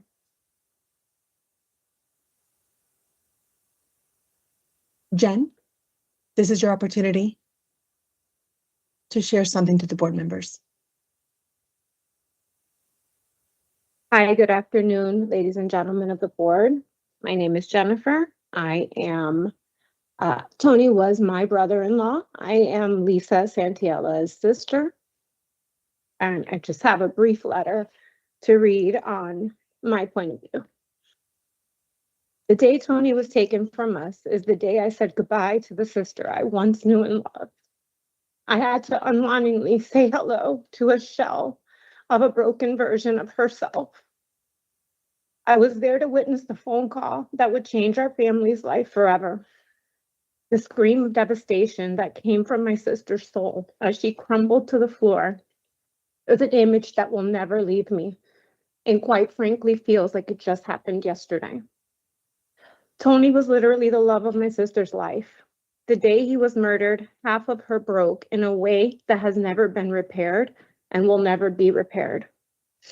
The other half continues to simply live for her children. She never truly got to live her best life because her best life would have been loving and living with Tony. I heard from my nephew and my niece because I too lost my dad at a young age, and I understand the emptiness and the void they carry inside of them, not knowing what life could have been with him here. They will never know what a father's love truly feels like. They will never, my niece will never have a father-daughter dance at her wedding. My nephew will never experience the proud stare of a father watching him grow and become a man. Those are the memories that shape us growing up, core memories that they will never, ever have. I'm not a judge, I'm not a jury, or a member of this board for that matter. I'm just a sister, an aunt, and a friend who has had to watch from the sidelines as some of the people I love the most in this world suffer what is and will be a lifetime of pain and loss. They live a life without the love and company of a son, a brother, a husband, and most importantly, a dad who had so much love to give. And they will have to live this loss for a lifetime. The sentence that comes along with that loss is a lifetime. Thank you. Thank you, Jen. At this time, I would like to offer the opportunity to Lisa. This is your opportunity to address the board.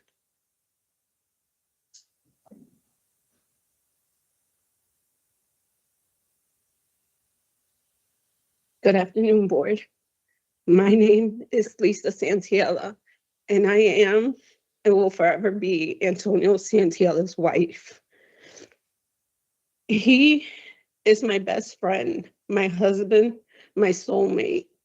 He's the one my heart needed to feel complete. He's the one who blessed me with memories I will never forget.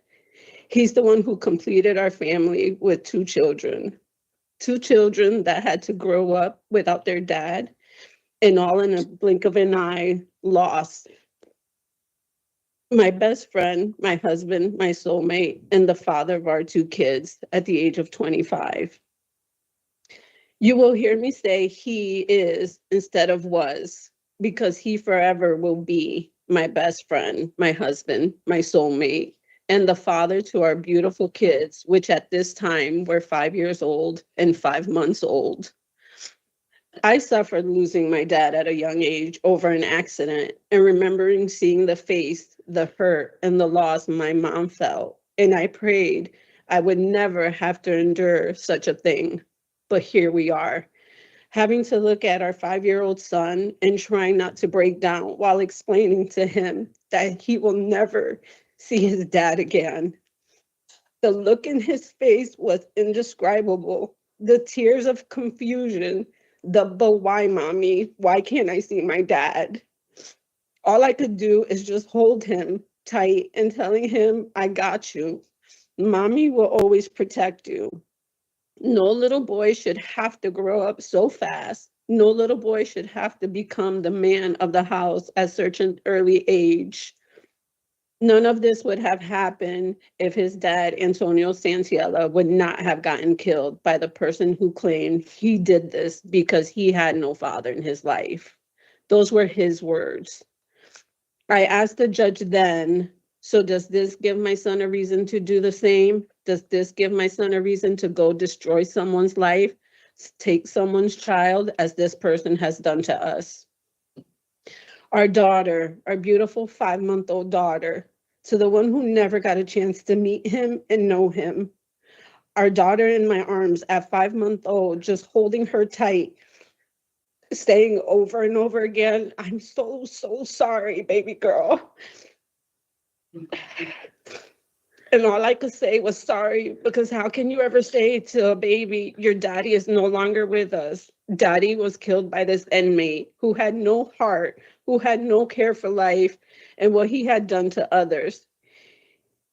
And because of him, you will never get to meet or know who your daddy was. My daughter never got her first of any daddy-daughter moments because of this inmate. As I have to tell our children this, I'm trying to believe it myself.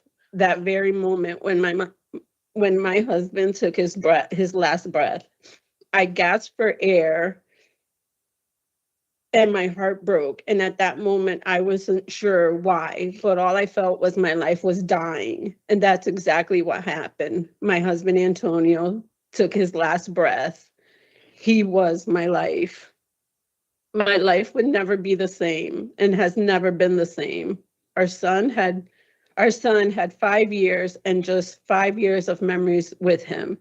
But there will be a memory that will stay with me for forever. Is our son asking daddy, all I want for my 5th birthday is to roast a pig, as we've heard before, on the stick outside and wake up to turn in every so often. That's all he wanted to do with his dad. That's the last thing he did with his dad till his dad was murdered. Our daughter, who doesn't have a memory of him, all she has is a picture or two and story that has been told to her. My life was such a fog in her first year. I feel like this inmate had not only taken away the love of my life, my soulmate, but my daughter's first year of life. I tried so hard to be the mom they both needed while trying to cope with what everyone kept trying to help me get through, and understand that my husband and Antonio and Brianna Santiella's dad is dead. The past 28 years, I have tried to shelter my children from dealing with the hurt and pain of all of this that this inmate has caused. Every time the inmate went to court, every time we received a letter stating he's going to court to fight to be released, I wanted to protect our children from this for as long as possible. And if I could had it my way, I would never have wanted them to have experienced this hurt. Reliving what they remember and don't remember because it was taken from them. Our children, or any child for that matter, should never have to experience anything like this. This is just a touch of how this inmate has destroyed our lives. I have 28 years of hurt, 28 years of sadness, 28 years of brokenness. But what kills me the most is the hurt, the sadness, and the emptiness of my children not having their dad. All I ever wanted is to take the pain away from them. My children are my world and have saved my life countless times. My world came to an end when my husband, Antonio, died. At the moment, my life was destroyed and I felt I had no reason to continue my living. But looking into my children's little faces and seeing the sadness I would bring to them if I continued to feel my life had no meaning left, that would have destroyed them. And their life had been destroyed once by the inmate who took their dad away. I have lived for our children. I have sacrificed for our children, and I will fight and continue fighting for our children's happiness till my very last breath. So if this means being here today, tomorrow, 10 years, or for however long it will need to be, I will continue to fight to not let this inmate be released. I fear that this inmate has no remorse. The inmate has no respect for life. This is the same individual that stood in court almost 29 years ago and looked me in the face and laughed and said, "You're next." Not only did he take a life, but now he threatened to take another life.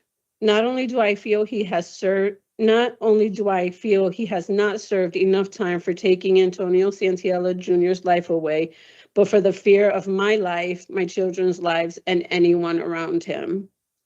Antonio Santiella never got to see his children grow up, never got the chance to meet our grandchildren, never got to celebrate another birthday, another anniversary, never got the chance to just live his life.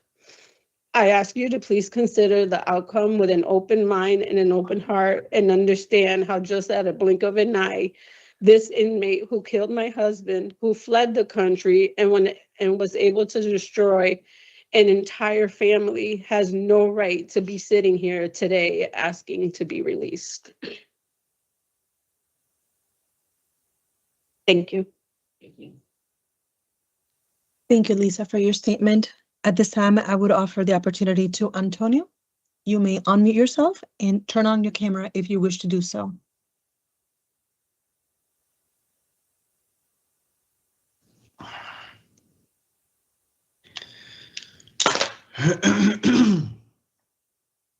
My name is Antonio Santiella III, and I'm here today because my father is not, because he never got a second chance, because his life was stolen from him, and because I carry his name, I am now his voice.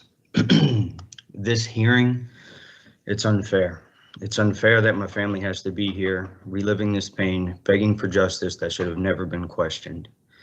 It's unfair that we have to sit in this room, open wounds, and fight to keep a murderer where he belongs.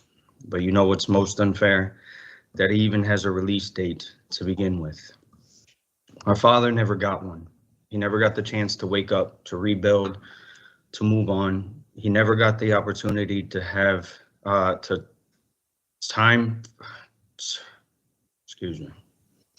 have time serve him. His time was stolen, but the man who stole it, he's been sitting in a cell knowing at some point he'd get to ask for freedom, that at some point he'd get to stand here and plead for another chance. I was just 5 years old when my father was murdered. My sister was only months old. My mother had just moved us to Florida, waiting for my father to follow a few days later. But instead of him coming home, we got a phone call that shattered our lives forever. I remember sitting on my grandmother's floor, staring at the news, seeing the face of the man who took my father away. And I remember my mother telling me, her voice breaking, that Dad wasn't coming home. Those words changed everything. That moment destroyed my world. And from that day forward, I carried the weight trying to fill the shoes of a man I barely got the chance to know. I had to be strong for my mother, for my sister, for my family, because my father wasn't there to do it. I had to be the man of the house before I even understood what that meant. But no matter how strong I tried to be, nothing could fill the hole that he left. And the what ifs have haunted me my entire life. What if my father had been here to guide me? What if he had been here to teach me what it meant to be a man? What if my kids, his grandkids, got to meet him, sit on his lap and hear his stories? Instead, all they have are my stories and the questions, the same questions I had to ask growing up, except now I have to be the one to answer them. This wasn't some accident. This wasn't a mistake. This was a deliberate, violent, calculated decision. The man before you stood in the park that night screaming, "I'll kill you, I'll kill you," and he meant it. He walked up to the car, pulled the trigger 3 times, and then he ran. He ran from the scene, he ran from justice, he ran to another country thinking he could disappear, thinking he could escape what he did. We've been serving a life sentence of pain, grief, and trauma that never goes away. I've spent years in therapy trying to heal, trying to figure out how to move forward, when a piece of me will always be stuck in that moment. And even now, I still have nightmares. Nightmares where I see him walking free, where I run into him on the street. He sees me, and his face doesn't show surprise. It shows something worse, like he's been waiting, like he's been expecting this moment. And in that instant, I know exactly why. I try to move, but I can't. My feet won't work, my body won't respond. It's like I'm frozen in place, powerless, just like my father was that night. Just like he must have felt in his final moments And then the man takes a step towards me. I wake up before he reaches me, but the feeling doesn't go away. It stays heavy in my chest, lingering like a shadow I can't shake. It's the same feeling I've carried since I was 5 years old. The feeling of knowing that a man who shattered my world is still out there, still breathing, and still capable of walking free. And now this board has the power to make that nightmare a reality. I need you to understand this is not just another case file. This is not just another hearing. This is my life. This is my family's pain, my mother's suffering, my father's stolen future. This man did not just kill my father. He destroyed the foundation of my childhood. He took away my sense of safety, my sense of normalcy, and my chance to know what it feels like to have a father beside me. Picture my father sitting in that car, unaware that his life is about to be stolen. Picture him catching a glimpse of the man walking up, but not realizing until it's too late. Picture the moment those shots rang out and the moment his body slumped, the moment his future disappeared. Now picture my mother getting that call. Picture her breaking down. Picture her realizing she has to walk into a room and tell a 5-year-old boy his father's never coming home. Picture the weight of that moment, picture the weight of a lifetime of suffering that followed. And then picture yourselves telling that little boy that the man responsible deserves another chance. Could you say it to my face? Could you say it to my father's grave? Because if you let this man walk free, that's exactly what you're saying. My father's life mattered, my family's pain matters, and justice, real justice, means that this killer never walks free. Deny his parole, not just for me, not just for my family, but for the father who should still be here, because he never got a release date, and the man who took him away should never have one either. Thank you. Thank you, Antonio. At this time, I open the floor to Brian.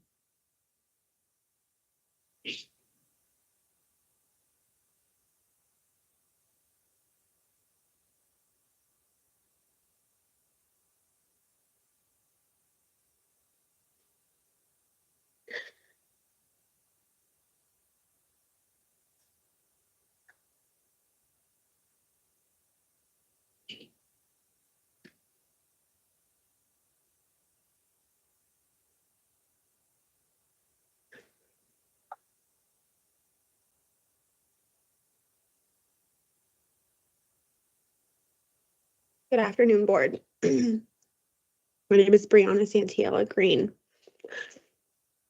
daughter of the deceased Antonio Santiella. It's hard to believe I'm here today advocating for my deceased father. Unlike the rest of my family members here, I wish I had more to tell you on who my father was and all the great things about him. I wish I could tell you who he was as a person, as a father, as a friend, as a husband to my mom, and now more than ever, a grandfather to my kids. Similar to you, all I know of my father is his name, his birth date, his death date, the stories being told, and now the face of his murderer. All I have of my father is just a jean jacket, his last name, and his DNA. Being a father is way more than that. Unfortunately, that was not an option for my dad. With that, I'll start with just a little bit about me. My father was taken from me at just 5 short months of my life.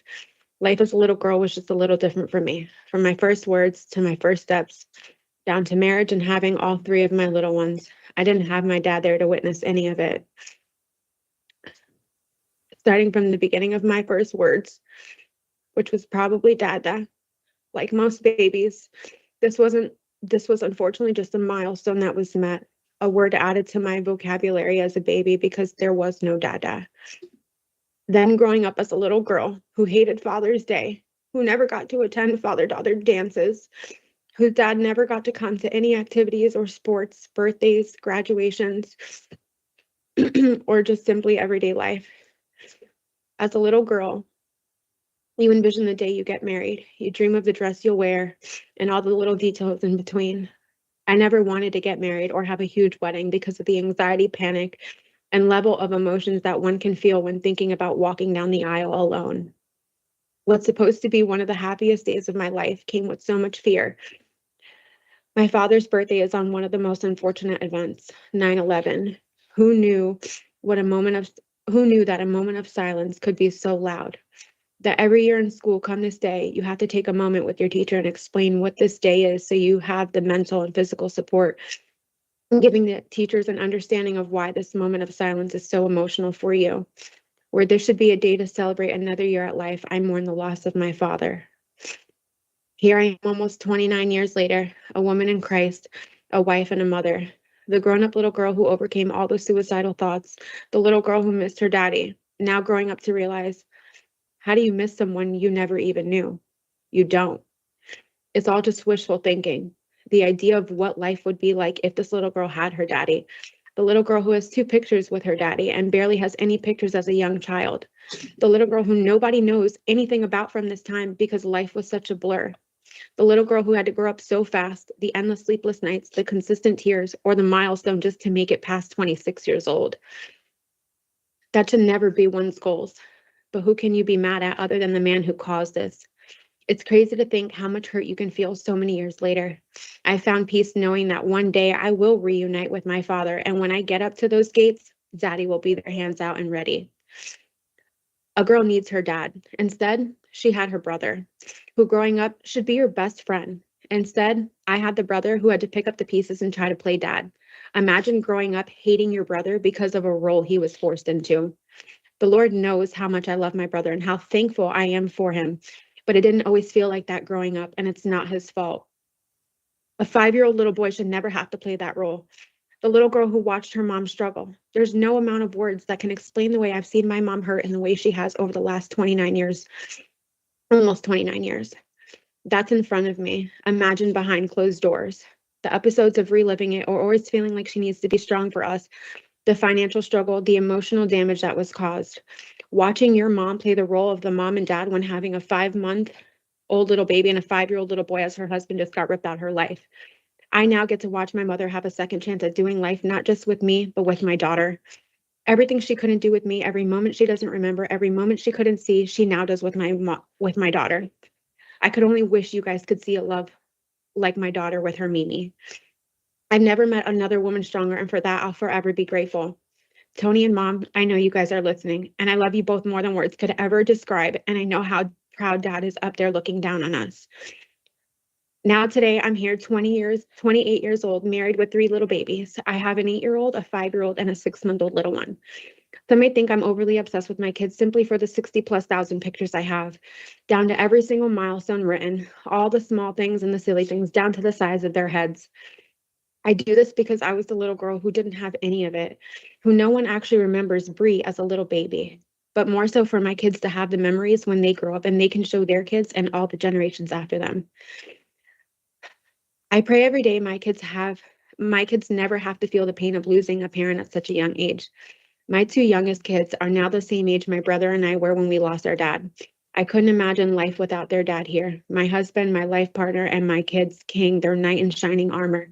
They love their dad more than anything in this world. I just wish I got to experience a love like that. Except now, I watch my kids pray every night to their grandfather, to whom I don't even know, better yet them, and there's no better love than that.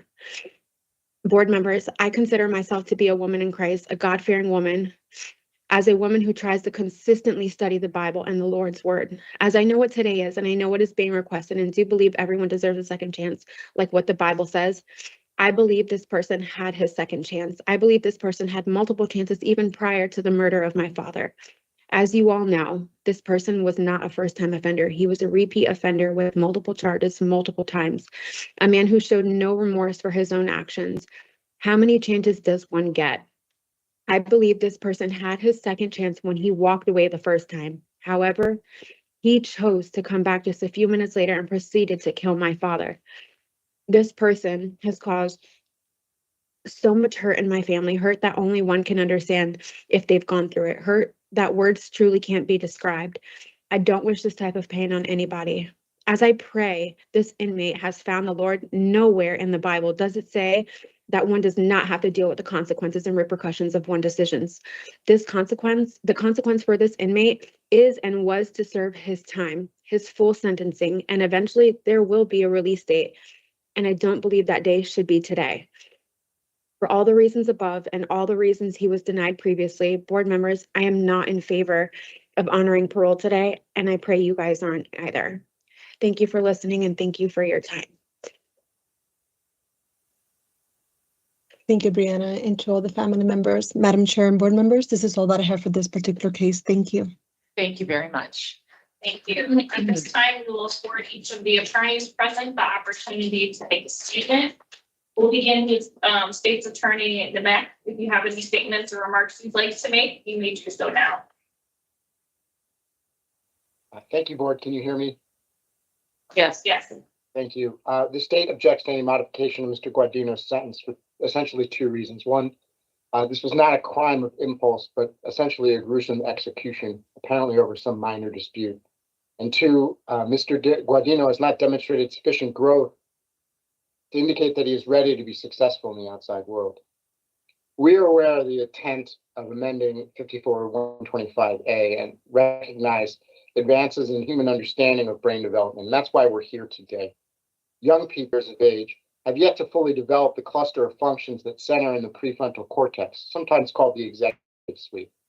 The lack of this development affects the calibration of risk reward, problem solving, prioritizing, thinking ahead, self-evaluation, long-term planning, and regulation of emotion. This is why we're here today. The statutes recognize this change. Now, I don't want to get into the specific details of the crime. You have them in front of you. They're gruesome. But we shouldn't ever forget the actions that got Mr. Gudino into the position he's in today, and the devastation those actions have caused, and how they still echo through time for the Santiella family. But this was not an impulsive act by Mr. Gudino. He got in an altercation with Ms. Santiella and left the area. Minutes later, some witnesses indicate there was up to as much as 20 minutes later, he walked up to Mr. Santiella's car and shot him multiple times, essentially executing him. We shouldn't forget that. The purpose of 54-125A is not met in this particular situation. Further, the recency of his treatment and the consistency of picking up tickets do not demonstrate a track record of an individual who was reformed in any meaningful way. The consistency of picking up those tickets in a secure facility also demonstrates someone who would not succeed on the outside. And for those reasons, ladies and gentlemen, the state objects to any modification of Mr. Gudino's sentence. I thank you very much for your time and the difficult work that you do. I thank the Santiella family for their words, and thank you very much. Thank you. At this time, Attorney Fernandes, if you have any final remarks you would like to make, you may do so now. Yes, thank you, board. Good afternoon, board members. I want to thank you for giving Mr. Gudino the opportunity to appear before you and present the information that has been presented in a packet, and also the opportunity to speak to the Santiella family. Thank you so much for being here, and we appreciate you showing up. I know there's been information presented to you today throughout the hearing, so I will attempt to keep this brief. Since meeting Mr. Gudino, he has been very upfront and open with me. He has openly discussed his childhood, the crime that he had committed, and where he is now in life. We have further discussed where he sees himself if the board were to grant him the opportunity to be released on parole. Throughout every discussion we had, he has shown sincere remorse for the crime committed and the harm and pain that he has brought to the Santiella family. Mr. Gudino stands before you at 47 years old. He's no longer that 19-year-old child that he was when he became incarcerated. And Mr. Gudino has been working towards bettering himself so that if the opportunity presents itself, he will not make the same choices, decisions, and he'll be a law-abiding citizen who will give back to the community he once brought so much pain to. Since I met him, in every meeting since, we've had discussions about the Santiella family and Mr. Santiella, and it's evident that he lives every day with remorse for the crime and pain he committed. Mr. Gudino is the one doing the work and trying to make himself a better, well-rounded person who, with the help from his family, plans to make a successful transition into society if the board is to grant him parole. When preparing for this hearing and re-entry into society, He is the one who has done the work to make sure he will be successful and has the support to assist him. He's the one who reached out to his family and created the plan and gave me the reentry plan, which I then confirmed. He is the one who's made the effort with the assistance of his family to get the letters of support. He is the one who has made numerous statements to me about what he will do immediately upon his release, which is enroll in personal therapy and find an NAAA group. I have spoken with some of his family members, and they are not only ready for him to come home, but they are beyond supportive and are willing to do and assist in any way they can to help Mr. Gudino have a successful transition. I would like to touch on a few different things today after reviewing the report the parole board came together with that I believe are important to reiterate. In concerns with his education, Mr. Gudino, as it was shown in his PSI, was and continues to face learning disabilities. His lack of a GED is not for a lack of trying or a lack of extreme effort or want. Mr. Gudino has tried multiple times to get his GED while incarcerated and still to this day continues to try. As for AA and NA, I think we can all understand, and it's well known that recovery is not a linear path, and it certainly is not an easy path. Mr. Gudino has taken the right steps in getting the help he needs and wants to make sure that he continues on this path. When discussing his top things he wants to do upon release in order to be successful, besides the basics of getting a job, the first thing he said to me was to enroll in AA and NA, as well as therapy, because he attributes to both of those programs that they have allowed him to open up, learn more about himself, and to become a better individual. And then lastly, the therapy. Mr. Gudino opened up a lot regarding the importance of therapy and what it has done for him while he being incarcerated. Mr. Gudino indicated that speaking with a therapist has allowed him a way to effectively communicate and grow. Again, that was one thing he wanted to do immediately upon release. He also gives credit to therapy to allowing him to become the person who he is today, to grow and to learn many important life skills. As for the re-entry plan, Mr. Gudino's family system is a tight circle of people who have all faced difficulties in their lives, but understand what it is like to struggle and support him very much. The circle of people that he would be released to are very, very supportive and have been by his side every step of this way. I think it's important to note that he will not be returning to the area where the crime was committed, and in return, take a chance of running into any individuals he was associated with at that time. He also has cousins who he could potentially live with in Connecticut. And if that is not what the parole board believes best for his transition, he indicated he'd be willing and almost prefer a halfway house. He believes a halfway house would be extremely beneficial for him in his transition into society. Being at a halfway house will allow him to have the assistance he may need when it comes to getting himself on his feet with financial management, getting a job, assistance in finding a therapist, and an NAAA program. All the types of assistance that his family may not be able to supply, not because they're not willing to or want to, but because the halfway house has those means and the resources to help him. His cousins both have jobs waiting for him and would be willing to have him work for them. As he mentioned earlier, and I believe the board mentioned as well, he has made mentions that he would like to put his commercial cleaning certificate or license to use once he has his feet on the ground, opening his own business. And his aunt has also indicated that she would be very supportive in assisting him in this matter. I also wanted to mention that Mr. Gudino, in my opinion, shows how much he has grown and has learned about himself by the way he talks about the future and his plans if he is granted release. He understands the importance of getting himself enrolled in therapy, involved in NAAA, which are two key contributors to keeping him stabilized and grounded as he makes this transition. In conclusion, Mr. Gudino has expressed much remorse for the crime he committed. He's been incarcerated since 1996, approximately 29 years. And I firmly believe that the individual who entered the prison system in 1996 is not the same individual sitting here before you. He is motivated to make a difference in his community. He's motivated to be productive, keep his head down, and live a simple life. He understands the process of transitioning into society will be a difficult one, but throughout his time in incarceration, he has gained the tools that will allow him to cope with difficult situations, continue to gain the mental health and substance abuse treatment that he needs and wants, and get a job that will allow him to be financially stable. Lastly, as indicated earlier, he hopes to give back to his community and assist young adults who may be in similar situations or have similar childhood as his, and show them that there is a way to live a productive life without committing crimes.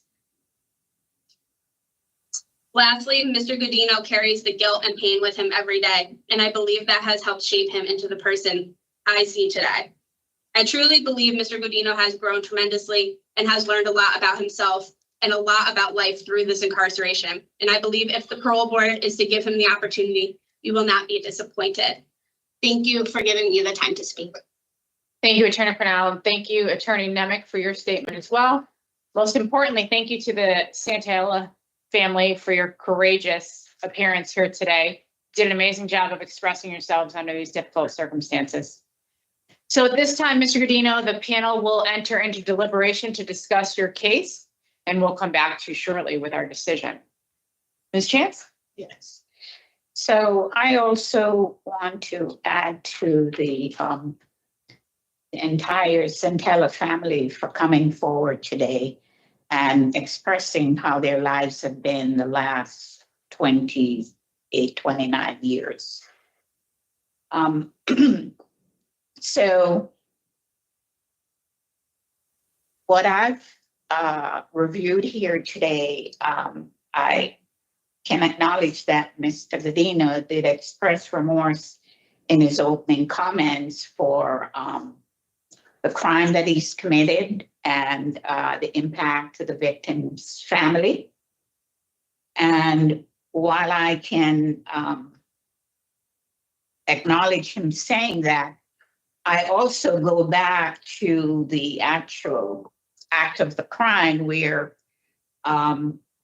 several witnesses had to come forward to say he was the actual shooter. And then the fact that he took off, left the country, and came back was concerning. During his incarceration, he did complete several programs under management, domestic violence, voices tier 2, and he did say he attended AA meetings, individual therapy. And he had several job assignments, chairman, hallway worker, kitchen worker, painter, and a mentor to others, which are all very commendable. However, in also looking at his behavior, which would demonstrate areas of growth and maturity, and I look at the 38 disciplinary reports and the period of time during which he received those is concerning for me. The 38 reports was over a period from 1998 up to June 2023.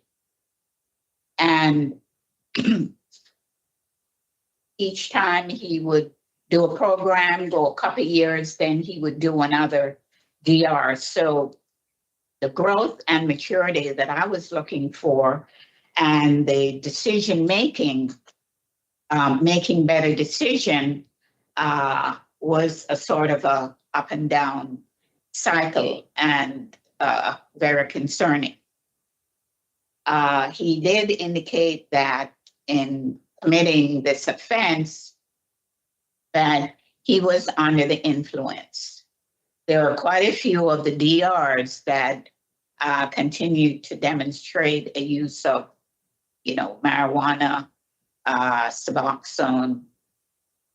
And so it says to me that while there is some form of rehabilitation. It's inconsistent along with the programs and the behavior in the disciplinary report. I hope that Mr. Gudino will look at his DRs and his behavior as it relates to the program that he's completed and realize that he will need to spend some more time working on that behavior in order to demonstrate a growth and maturity so that he can go back in the community whenever that time is and be a positive force to his community. So, Madam Chair, for today, I have Mr. Gudino tonight. Thank you, Ms. Chance. Mr. Falk. Thank you, Madam Chair. And I want to thank the Santella family for coming in and speaking as well. Now, it's a devastating loss of life, and we get to see it right here in front of us. So, for me, there isn't a doubt that the impulsivity at the time of the offense was very evident. The act that Mr. Gudino committed was that characterized by somebody who's young, restless, reckless, and is in the middle of using substances. Because in his own words to the parole officer, they were riding around smoking and drinking. 23-169 asked me to, as a board member, to judge that I need to arrive at a reasonable probability that Mr. Gudino would be released and not commit another offense. With the intox tickets alone, which I just, there are 38 disciplinary reports. I've been through many of these cases after the age of 23 or 25. They just stop. Right. However, there's 29 DRs after the age of 25, and there's 7 that are for intox. The last time we were dealing with Mr. Gudino, or the public was dealing with Mr. Gudino, he was riding around drinking and smoking, and he committed a murder. I cannot, with any kind of reasonable probability, believe that if Mr. Gudino is released, that the same kind of offense wouldn't occur. And that's something that we need to judge in that way, and the evidence is in front of us, So for me, I don't find suitability under Public Act 23-169. Thank you. Yeah, the Public Act calls for us not only to look at the age at the time of the offense, but the substantial rehabilitation. We don't have evidence of that at this time. Okay, so Mr. Gudino has 18 years remaining on his sentence. When would we like to rehear the case?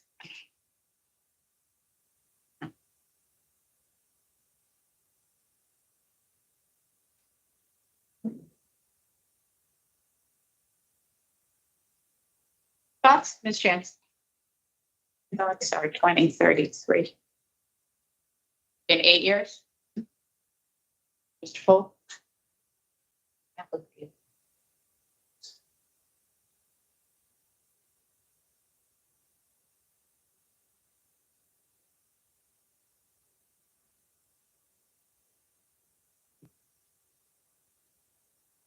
Madam Chair, I want to hear what you think on What this. my thoughts are?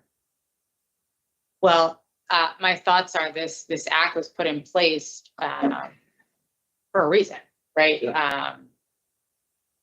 I think, given that he has no supervision to follow his sentence, and 18 years from now, he would be 65. 65. Yeah, it would be irresponsible of us not to provide some form of hope and expectation that he should continue to participate in programming and avoid any disciplinary reports or bad behavior within the prison. So,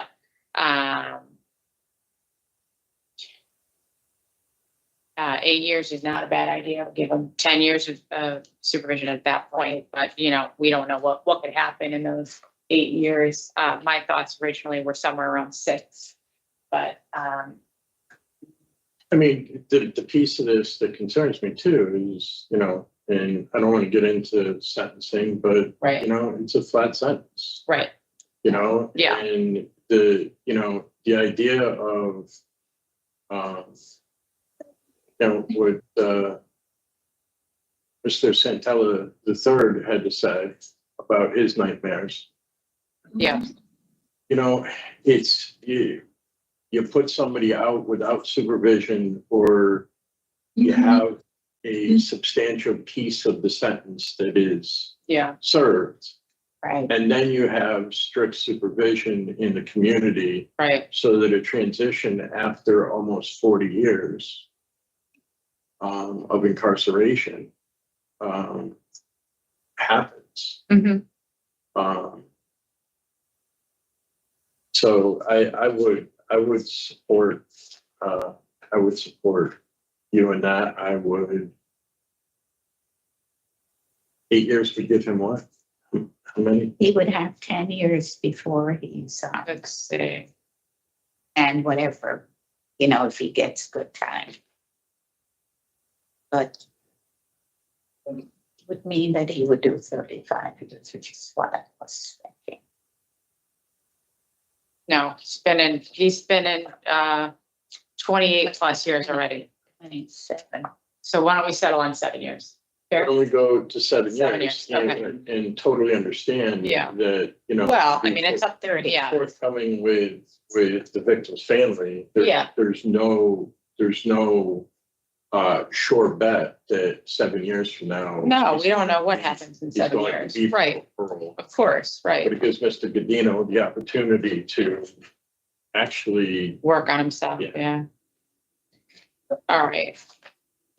And I had major injury and poor institution. Yeah, I'd say poor institutional adjustment, injury and impacts of the victim's family, and we're bringing them back. So I would say inadequate evidence of offender change. Yeah. Okay.